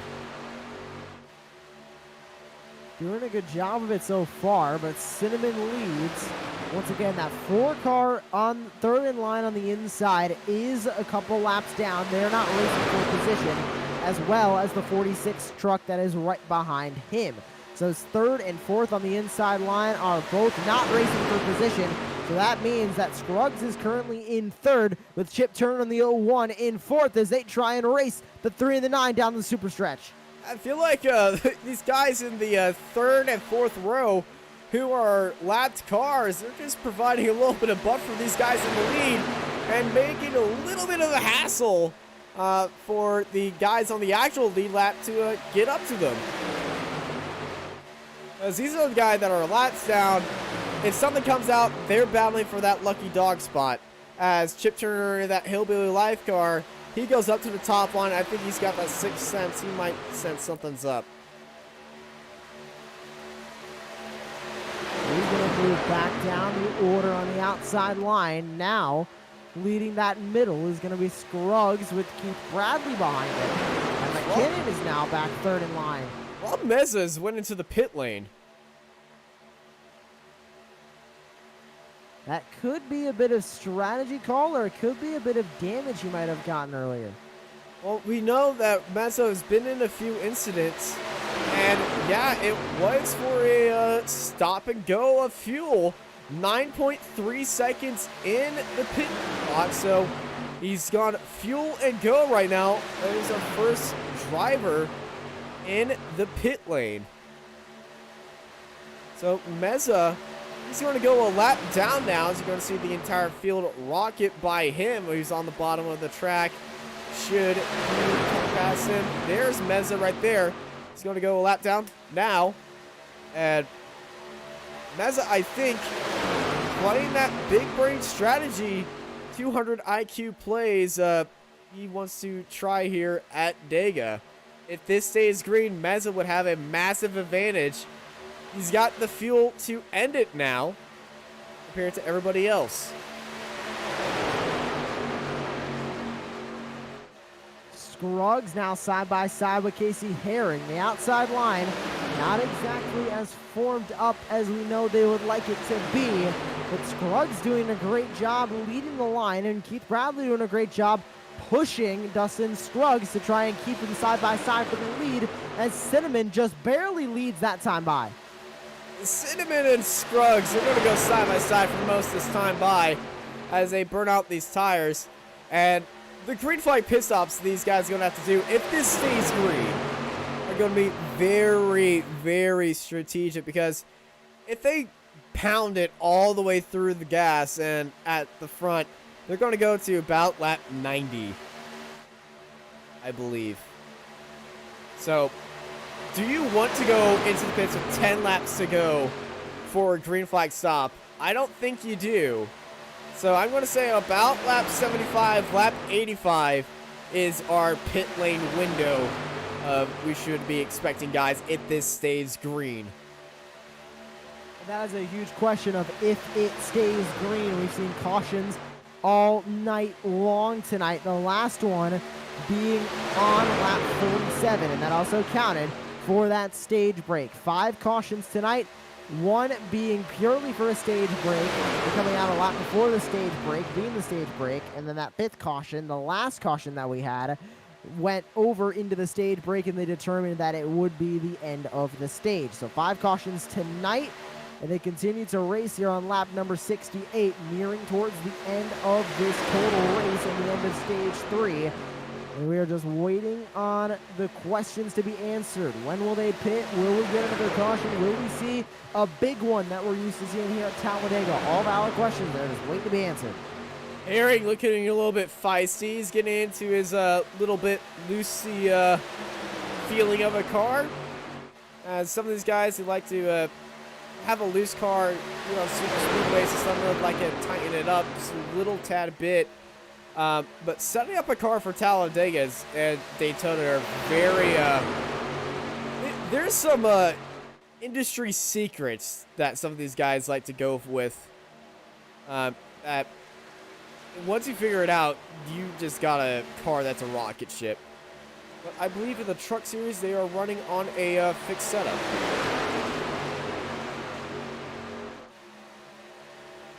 Scruggs is being really patient right now. And I think that's the best thing he can do. With Keith Bradley behind him, McKinnon behind Bradley, he has not been clear of the inside line, but he has just been running his own race up in the middle lane with Bradley behind him. And he is doing a great job of staying in the fight for the lead without necessarily having to do much. He just has to run in the middle. He doesn't have to worry about Casey Herring behind him, and Bradley would need to go to the outside line where nobody has really ventured out that much tonight to try and get by him. So I think Scruggs is honestly in the best spot currently in this race because he knows the only way he can realistically get past right now is the inside. Now that inside line or in strategy. And here's his opportunity. Scruggs went a little bit wide. And here comes the 18. Keith Bradley just sticking his nose right there. But Keith Bradley, he's not on the lead lap.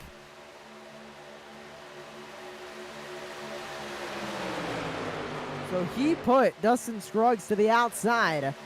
Not even for position. Makes you wonder what he'd do if he was running for position right now in that 18. I think a little bit more aggressive Keith Bradley, but I believe Keith Bradley is now leading the race for the Lucky Dog, so he's definitely wanting a caution. Remember, Keith Bradley was one of the cars that was involved in that very last wreck, so he went into the pits and got a EOL. Then the other caution came out, and then that just threw everything under the bus and went upside down and again, as the end of stage 2 is just going to be very hard to find.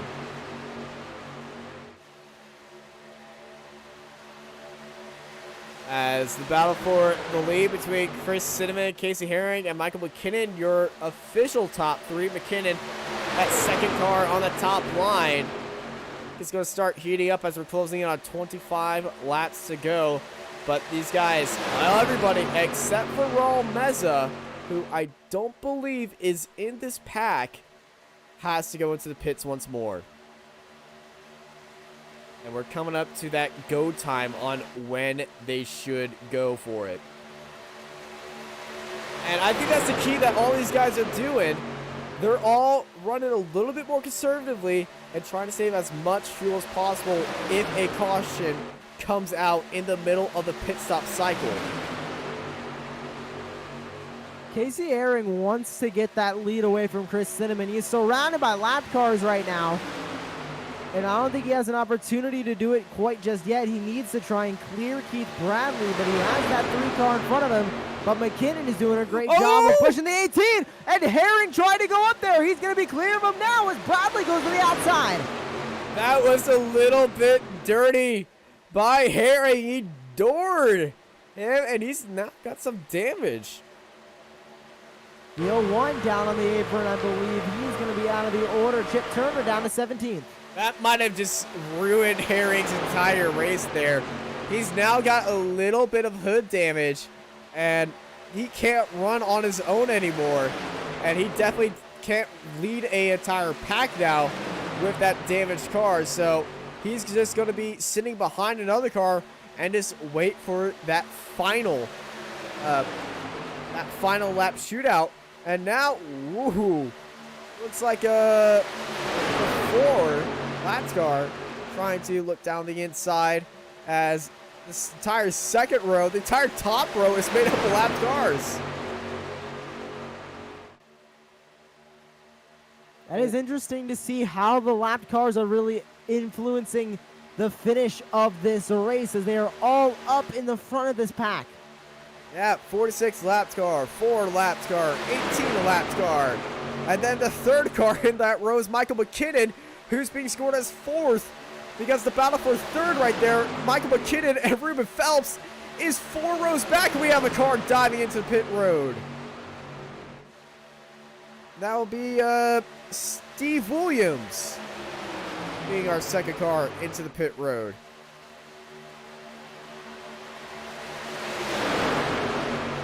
So he is also going to come down pit road. And that just leaves us to wonder who else is going to make their way down pit road here soon. Well, they're entering that magic point, 25 laps to go. And I did say 25 to 15 laps is going to be our massive fuel window, our pitting window of these guys. And some of these guys who are desperately looking to get those lap back, they ain't going to pit. They're a lap down. They're going for that lucky dog. They're trying to find that big brain play, that 200 IQ play. As we got more cars heading into the pit road. Mikey Williams, the man on fire, going to go into the pit road right now. As this group starting to thin out just some more. And I want to say, if you have a teammate right now, I would make my way to the bottom of the track. And I would have a two-way, both of you guys go into the pits. Because if this stays green and you and your buddy teamed up, you can bump draft your way into the lead. Good old throwback NASCAR Gen 5 super speedway racing. And now we got two lapped cars leading the pack.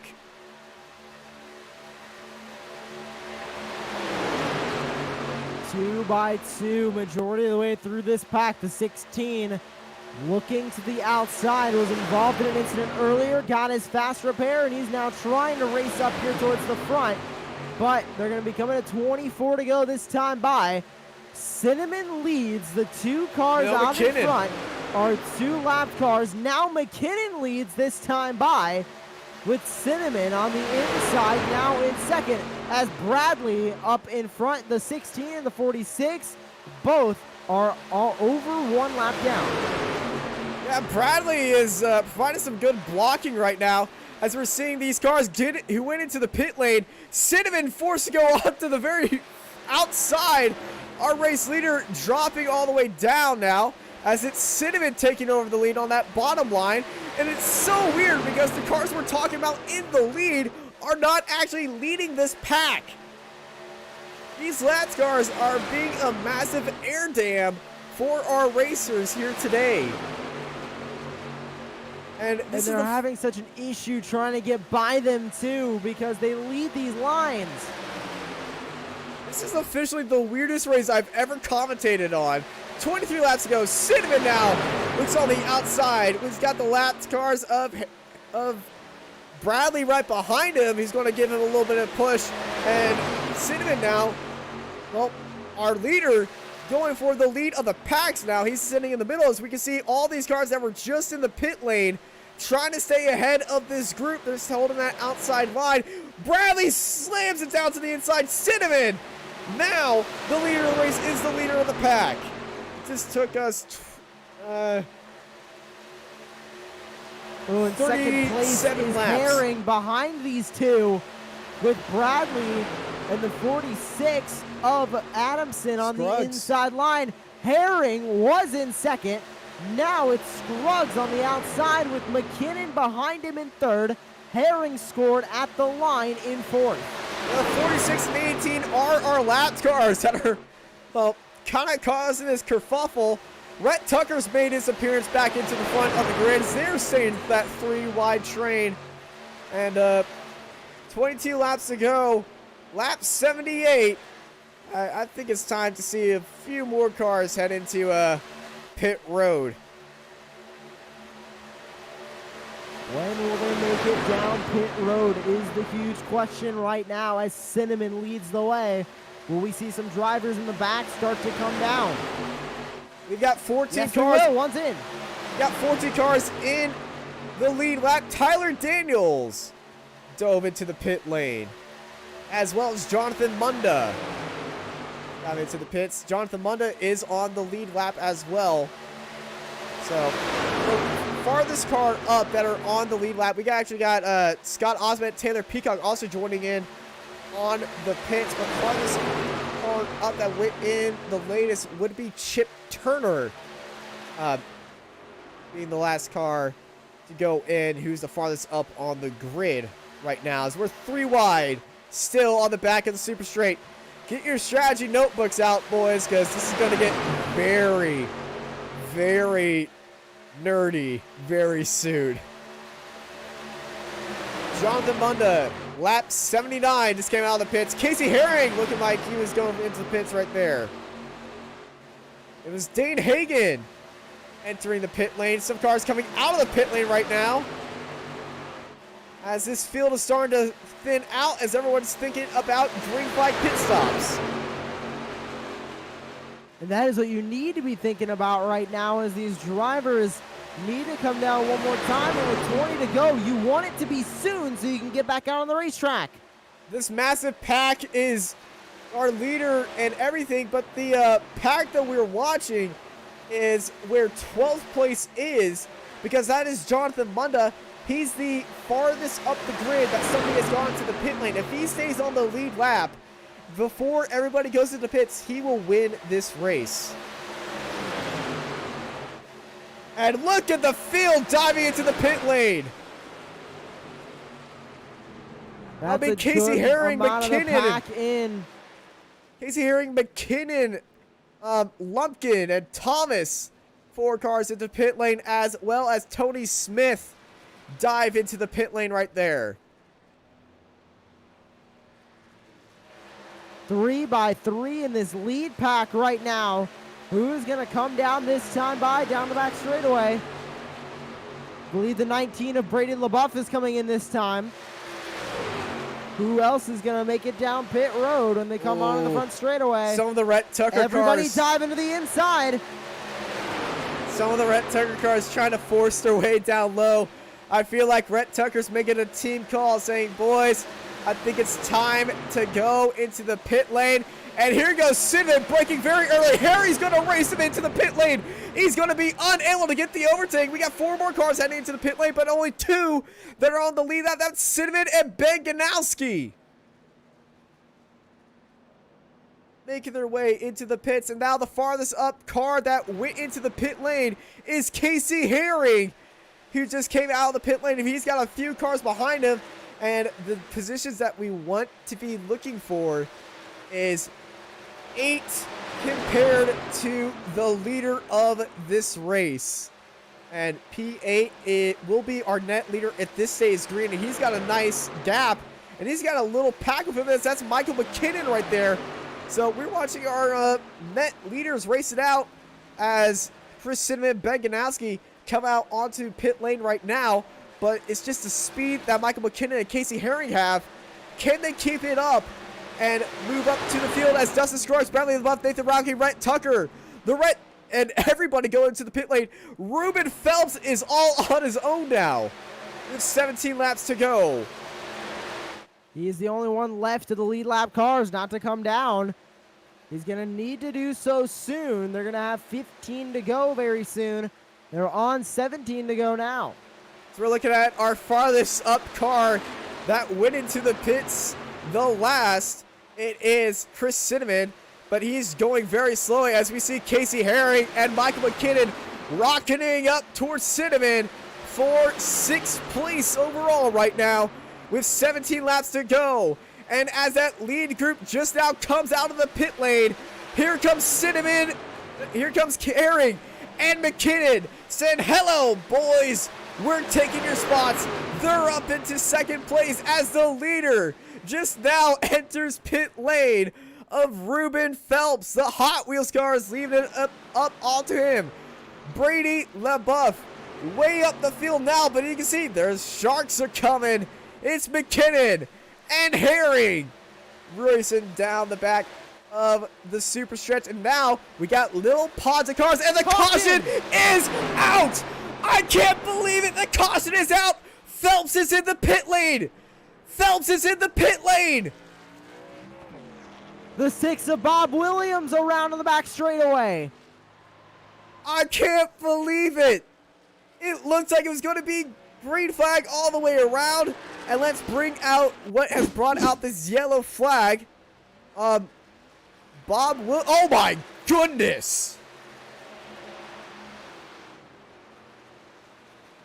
Chaos. Was that Rhett Tucker?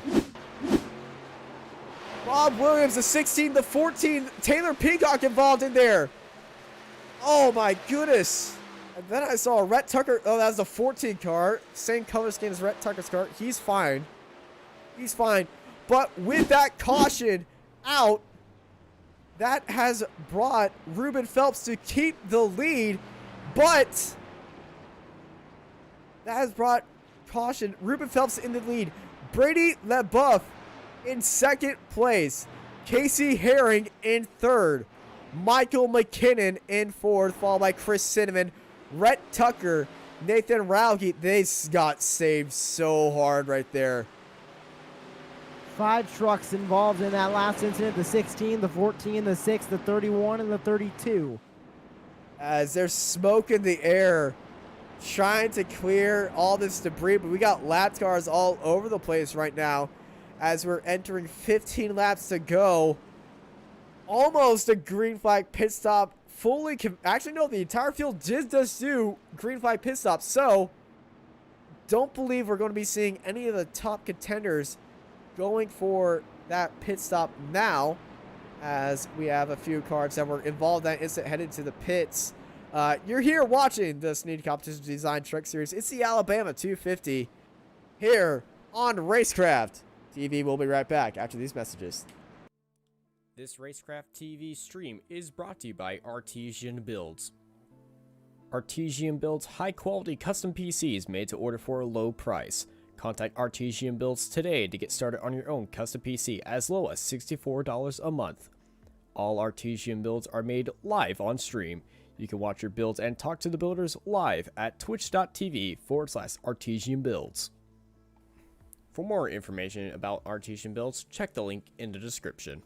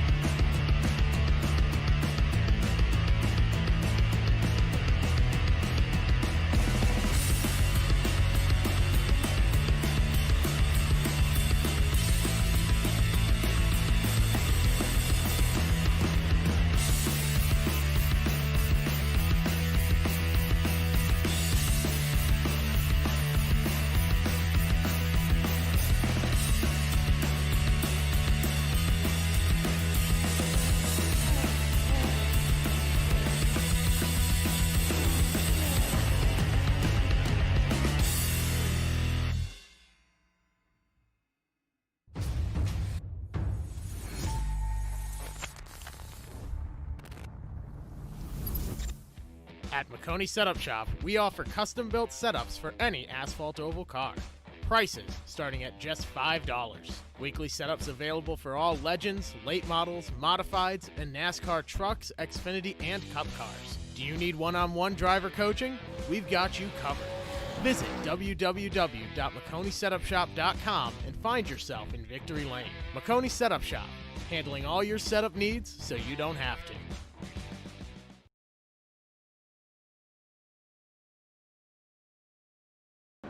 Welcome back to Racecraft TV with a late caution at the end of green flag pit stops, leaving the field in a bit of kerfuffle shuffle. We got an interesting grid up for y'all here today. Ruben Phelps leads out the grid with Brady LeBeouf in second place. And Brady, he's been hitting for most of this race because he just, at the start of this race, remember what he said? I want a EOL. I want a EOL. Penalize me, dang it. I'm not sure that last part came through, but he was starting this race at the very back of the field. He's in second now with a big chance of winning this race. And he's kept that NRA Power Systems car, that maroon and chrome truck. New paint scheme, by the way. Going for that new paint scheme, Juju. He's going to try to go for that overall win now as the lights are on that pace car.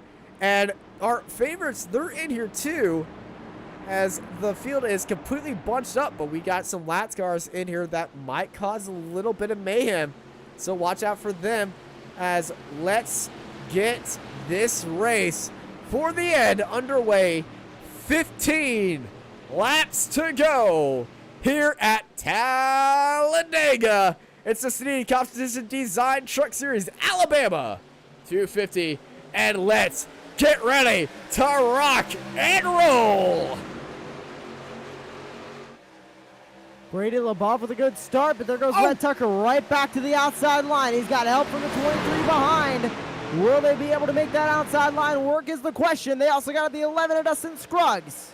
Big bump for Taylor Peacock into the back of the hot pink Chip Turner right there. Chip Turner wheels got lifted off the ground. He went below the yellow line, got very loose in turn one. He's ended up saving it, and we're 3 wide at the start. Phelps, LeBeouf, and at the top of the line, Rhett Tucker. Your 3 line leaders, but who's got the best chorus line in the business? Can, I think they can. They make the choo-choo train work here at Dega for 13 more laps. Which line is the most trustworthy of the boys behind? And that middle line looking a little bit squirrely as LeBeouf looks up high, defending, can't really decide on which line he wants. That's probably because McKinnon's dancing on the inside, outside, inside, outside. Want to see if he wants to join the outside, want to see if he wants to join the inside. That middle line is probably the scariest place he wants to be, as Herring jumps up into the middle line, as big blocked by Phelps.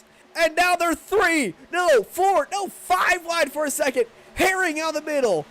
Herring down low, Phelps up high. Brady LeBeouf leads this race. Phelps into the wall. And Phelps hits Tucker. Tucker's on his lid. Big crash. The big one is struck here at Dega. And Tucker involved and more going through turn 4. no, Rhett Tucker involved. And Stephen Thomas involved. Chip Turner got a big hunkin' lot of damage up there. But Rhett Tucker got airborne right there, almost got turned over, and it's just a massive crash here.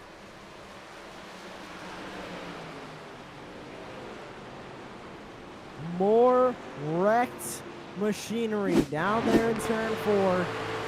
Started with more 3 wide racing, and just McKinnon just came up slightly, but that's all it needed. Cheryl Moore, Tony Smith, he saw all of it right there. And, oh, he got into the back of Jesse hard. Michael A. Adamson, he was clear of it. And he was a lap's car. Cody not. Oh, he got bumped even before it all started. And, oh, he gave Tucker a little bit of a hit right there. On board Dane Hagan, we saw him going slow. Staying low, staying low. Oh. Back up. Rhett Tucker was right on board with him. Almost. That is a scary sight to see. And then it's just on a ride. And Nathan Rauge, our race leader, has gone into the pit lane. Actually, no, he's towed into the pit lane. I believe I counted 8 trucks involved in that incident. Make that 9. I just counted the 26. So we got 9 trucks involved in that last wreck, and we're back under caution. The laps just continue to wind down, and the number of trucks on the track continues to wind down here at Talladega. Yeah, trucks are winding down here as the fast pairs have gone by. So the second big one of the day, the first big one was, well, 6 laps into this race. With 11 cars, that's pretty much set the entire tone of today. Where it's going to be a race of attrition and keeping your head down and keep your foot planted and your nose planted into the car in front of you. As these guys enter, I think we're going to go back to green with 8 laps to go. You're here watching the Snead Competition Design Truck Series here on Racecraft TV. We'll be right back after these messages. This Racecraft TV stream is brought to you by Artesian Builds.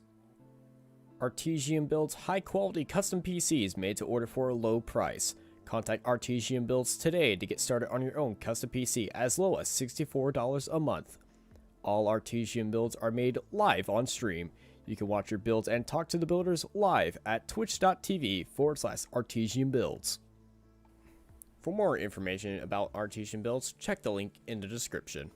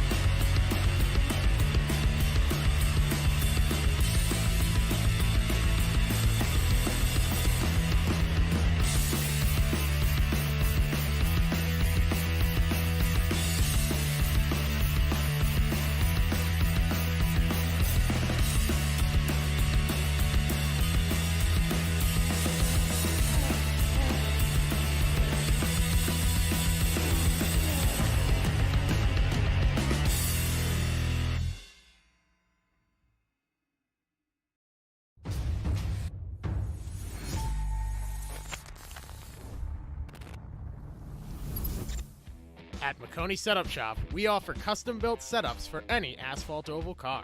Prices starting at just $5. Weekly setups available for all Legends, late models, modifieds, and NASCAR trucks, Xfinity, and Cup cars. Do you need one-on-one driver coaching? We've got you covered.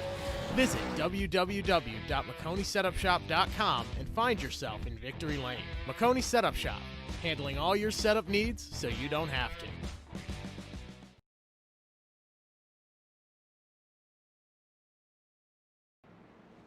Welcome back to Racecraft TV.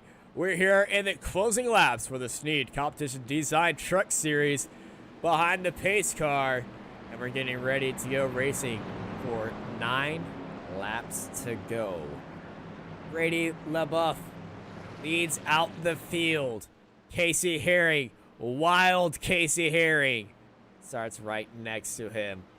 Michael McKinnon in that second row. Chris Cinnamon and that Dale Earnhardt number 3 inspired car starts in that second row. In 4th place with Ben Ganowski in that 30 car with Justin Lumpkin. Your top 6 and your top 3 rows. You're here watching the Snead Competition Design Series. It's the Alabama 250 But we got 9 laps to go.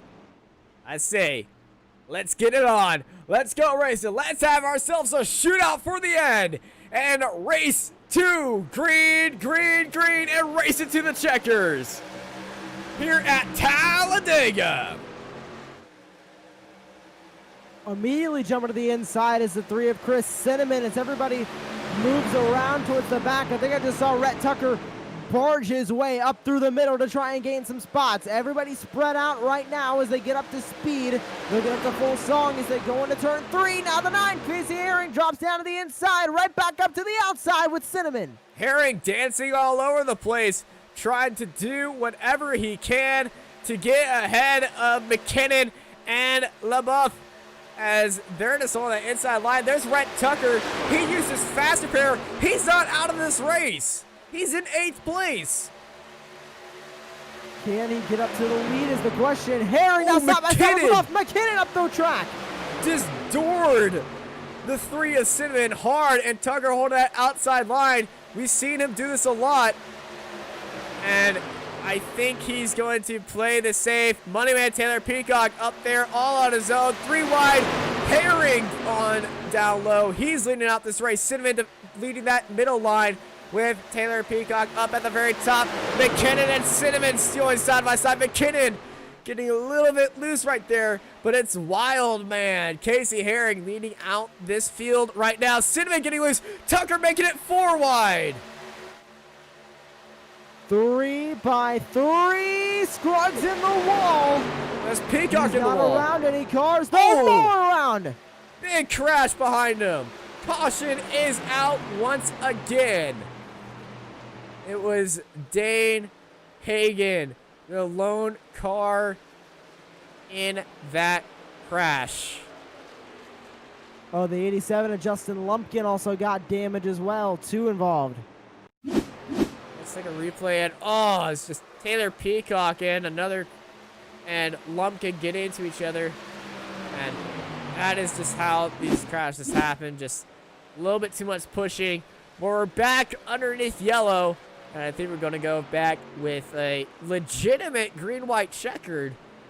And then if another caution happens, then we're into Racecraft TV overtime.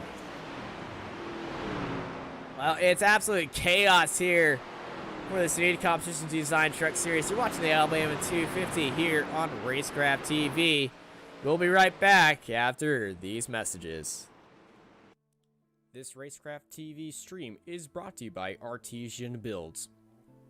Artesian builds high-quality custom PCs made to order for a low price. Contact Artesian Builds today to get started on your own custom PC as low as $64 a month. All Artesian builds are made live on stream. You can watch your builds and talk to the builders live at twitch.tv/Artesian Builds. For more information about Artesian Builds, check the link in the description.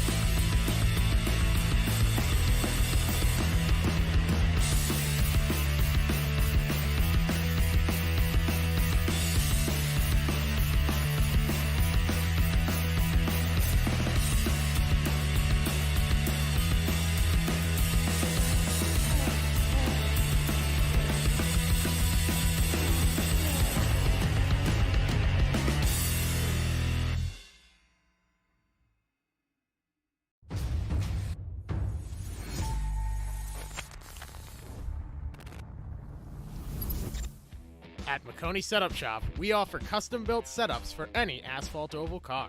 Prices starting at just $5. Weekly setups available for all Legends, late models, modifieds, and NASCAR trucks, Xfinity, and Cup cars. Do you need one-on-one driver coaching?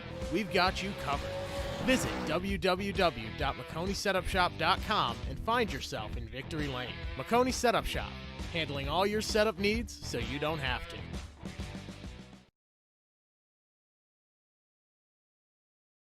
Welcome back to Racecraft TV. We're back live here at Talladega. We're gonna go with 4 laps to go. Well, gonna be 3 laps to go once they come across the line once more. But it's a legitimate green-white checkered, and they're gonna hopefully go completely green for this. But after that caution on that restart, we saw a lot of big movers right now. It's still Herring and LaBeouf. It's in a different row. Now it's the madman Casey Herring leading the field. McKinnon stayed in third, but the 99 of Rhett Tucker is back in the picture, as well as Ruben Phelps, the Australian Hot Wheels driver, sitting in that third row. He's got Ben Ganowski, the Canadian, who I must say is the darkest horse in this entire field. He's moved up 18 spots, but he really hasn't done it in a spectacular way. He's just slowly done it. And the Wrecking Crew, as he's known, he's got that plastered on top of his car. That car might be a little bit special for him today. Yep, Mark Truxell in 7th place, with Chip Turner in 8th. Dustin Scruggs in 9th place, as well as Brandon Bullock in 10th. So we got, those are your 10 cars who really, well, those are your 10 cars in the top 10. But really, anything can happen here at Dega. And incidents can happen, cars can just have multiple crashes. And if a late caution comes out, we go into overtime, and it collects everybody in the field, who knows who's going to win this race? But I can tell you, it's going to be a very exciting finish here at Dega for the Alabama 250 for the Snead Competition Design Truck Series. And we're legitimately about to go green, white, checkered. And what is going to happen on this restart? And away we go with Herring on the inside, outside line, Brady LaBeouf, as we go right back to racing across the line for 3 laps to go. Herring getting out to a good start. He's going to clear LaBeouf on the outside, but McKinnon only a couple car lengths back from Herring. On the back bumper of the 19 is the 99 of Rhett Tucker, the 06 right behind him. Rhett Tucker wanting to have a good start and trying to immediately push past LaBeouf. And LaBeouf now has the lead. Big contact behind him. Cinnamon got to the 46. Justin Lumpkin involved as well. And we're back under caution. Justin Lumpkin involved in another incident, as these guys are heading into overtime. And Lumpkin, oh, big hit right there. Let's take a look at that yellow flag. And it was just a soft bump from the 46 onto the Chris Cinnamon. And Lumpkin was in there. Truxell was also involved in that incident, but everyone at the front kept it very nicely. So another lap of pacing for these guys. But yeah, very unfortunate for Justin Lumpkin there. As we go back under caution, Brady LaBeouf leads out the field. Rhett Tucker now is going to be in 2nd place, with Ruben Phelps in 3rd. Mark Truxell in 4th. Madman Casey Herring, he dropped down to 5th, as well as Michael McKinnon. He's dropped down to 6th place. Dustin Scruggs is in 7th now. Ben Ganowski drops down to 8th with Brandon Bullock in 9th place and Chip Turner in 10th. That's your new top 10 here as we're back under caution here for the Snead Competition Design Truck Series. And you're watching Racecraft TV. We'll be right back after these messages for Nasra and Racecraft TV Overtime. This Racecraft TV stream is brought to you by Artesian Builds. Artesian builds high-quality custom PCs made to order for a low price. Contact Artesian Builds today to get started on your own custom PC as low as $64 a month. All Artesian builds are made live on stream. You can watch your builds and talk to the builders live at twitch.tv/Artesian Builds. For more information about Artesian Builds, check the link in the description.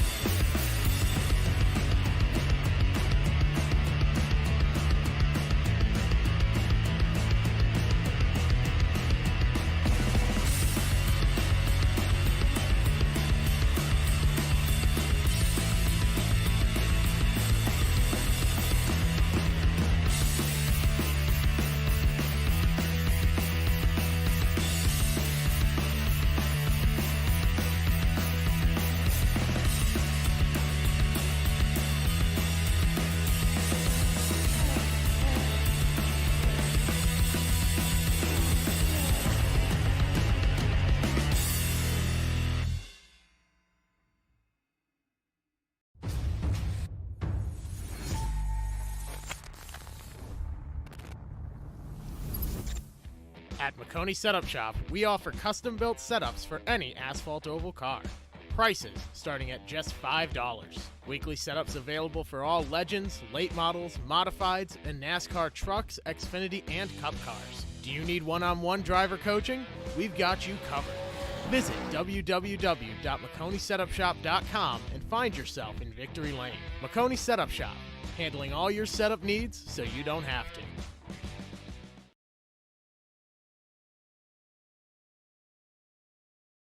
Welcome back to Racecraft TV. After 250 miles, we're here in Racecraft TV Overtime for the Snead Competition Design Truck Series. And oh boy, it's a doozy we got going on here. Green-white checkered up in the air as these guys are just running up behind the pace car. Our top six really. LaBeouf, Tucker, Phelps, Truxell, Harry, McKinnon, Titans of the Truck Series going side by side. And wheel to wheel, teeth to teeth, door to door, bumper to bumper. Door damage. More adjectives? Door damage to door damage. Tire wear to tire wear, fuel wear. Car to car. Close enough. All right. These guys going to be racing it out for the overall win.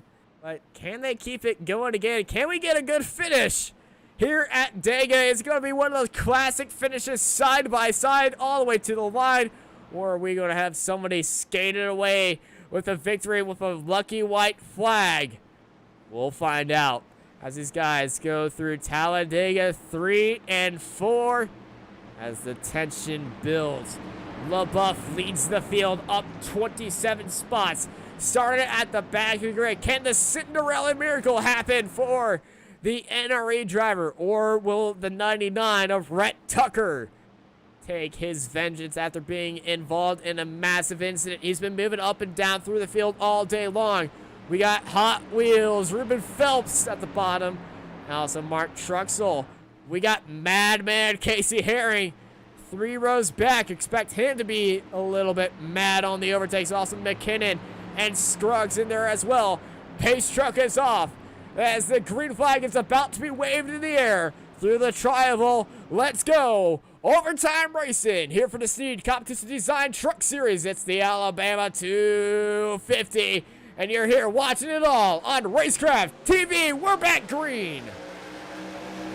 LaBeouf with a good start on the inside. Rhett Tucker, no help on the outside line. McKinnon spins the tires. He is multiple car lengths behind him as they go into one.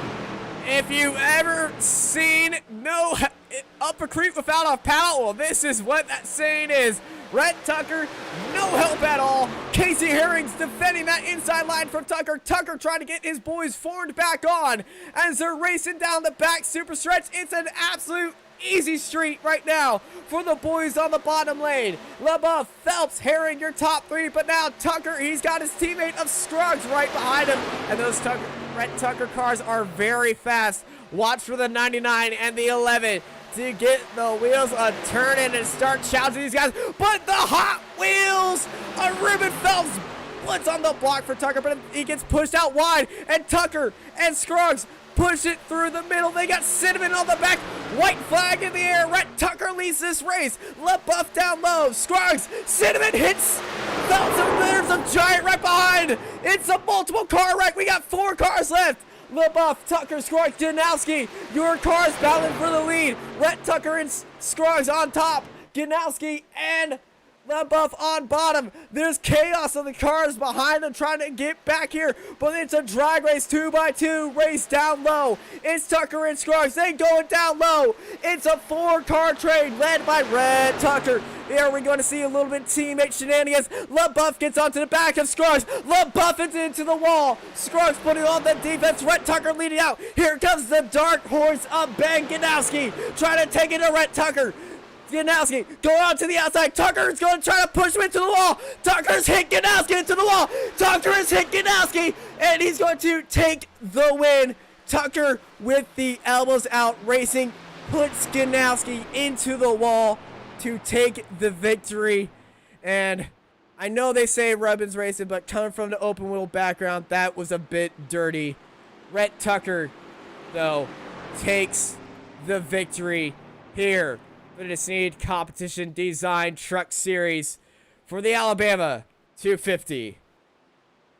What an intense finish. Rhett Tucker getting the elbows out, coming through the tri-oval, and got that win. He saw the 30 coming to the outside, tried to close the door, maybe a little too late, but at the end of the day, that 99 truck got to the start-finish line first, and he is going to walk away a winner here at Talladega. Yeah, but we've seen post-race penalties applied to a few cars with points and cars getting disqualified for overly aggressive driving. We might see that happen to Rhett Tucker. He got disqualified, but that was a very dirty finish by the 99, putting Ganowski into the wall. And, well, he's going to burn down the house right now as he takes the checkered flag. It's Tucker taking the race victory here today. Currently, unless other things are shown, but it's Ben Ganowski losing that race by 0.05 of a second. Dustin Scruggs in 3rd, Brady LaBeouf in 4th, Brandon Bullock, Jesse Sarge, Tyler Daniels, Taylor Peacock, Chris Cinnamon, Justin Lumpkin, Ruben Phelps, Casey Herring, Michael McKinnon, Chip Turner, and he only had 12 cars finish on the lead lap. Followed by Stephen Thomas, Tony Smith, Mark Truxell, and Tyler Dittmer in 18th. Behind them is Raul Meza, Michael A. Adamson, Dan Hagan, Nathan Rowley, Scott Osmack, Cody Knott, Keith Bradley, Jonathan Munda, Mikey Williams, and Steve Williams in 27th to 28th. Followed by Bob Williams, Chris Baines, Tyler Parcell, Jason Higginbotham, and Andrew Hurley at the end of the grid. But just like we had in real life, the official results, I don't think are going to be really official until a few moments later. But yeah, That finish was very, very chaotic. One of the more chaotic endings to a race that we have seen all year long. At the end of the day, it is Rhett Tucker and his team. Rhett Tucker racing on top, first and third. And we've got both of them currently waiting in the interview waiting room. So we're watching our replays. Let's talk to our, well, let's go talk to our unofficial race winner until it's all confirmed and done of Rhett Tucker. What's up? Well, well, it was a crazy finish for you. You were actually upside down at one point, man. You got your car back into the finish, and then you got to the finish, and well, you came across the line first. But there is some question up in the air is if that was a legal move, putting Ben Ganowski into the wall. What do you have to say about that? Oh, it was absolutely legal. There's no question about it. All right. Well, other than that finish, how was your race? What do you think of all the cautions and everything and racing at Talladega? Man, well, we had a messed up, like the cautions at the end of the second stage messed everything up. Me and Rogie got sent all the way to back, and we should have restarted up front. So it took us another 30 laps to get back up there, and he got caught up in a crash, and that sucked. But I'm just glad I had my boy Dustin Scruggs up there pushing me, and it was a good finish for him. I'm glad he's up here. You and your team are tightly packed, and news broke right before this race that Keith Bradley has left your team, and you and him are getting a little bit scrappy earlier on in this race. Is that a little bit of a heated moments between you two? Nah, I'll always race him hard and clean, but I'm glad we beat him. We all beat him. Words to live by. Well, Rhett, it's the win for you. Currently, until any post-race penalties get applied, because we saw what happened last week and in the NRA Cup Series where you got disqualified for driving backwards. Oh unofficially. Yeah, I did an extra lap tonight. I didn't want to have to worry about that again. All right. Well, before we let you go, anyone you want to thank?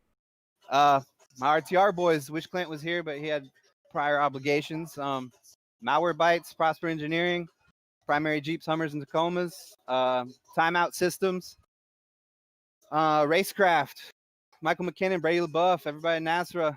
That was fun. Thank you, guys. All right. Well, thank you, Rhett Tucker. Hopefully you have a good night, and hopefully that win stays legal. And we're going to go over to Joshua Lee and Ben Ganowski. And I believe this is going to be a very interesting conversation.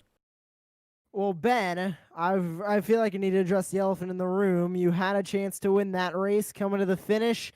Rhett Tucker puts you into the wall, and you end up finishing in second. What was your thoughts on that move coming to the start-finish line? You know, it's Talladega, and that's racing. It is what it is. Finishing second is better than, finishing last. Well, I would like to mention also that you were caught up in a wreck earlier, and we saw you sort of go all the way to the back and then right back up towards the front. You had a chance to win the race late over that 103 laps total that we raced. How much of that was trying to regain your track position in this tough Talladega pack?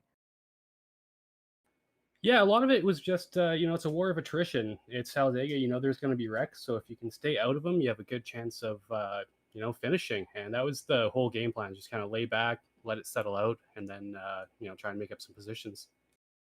When you saw sort of the C's part in front of you, first of all, you had that wreck in turn one. Then you had the 11 of Dustin Scruggs go up the track. Or sorry, I believe it was one of the other cars that was up there. They went up the track. You end up now right behind Rhett Tucker, running up to his outside. Were you thinking of the win purely in that moment because you've been racing all day long, and now you have a chance to win going from the back to the front on the last lap? Absolutely. I was thinking of the win. That's all I wanted.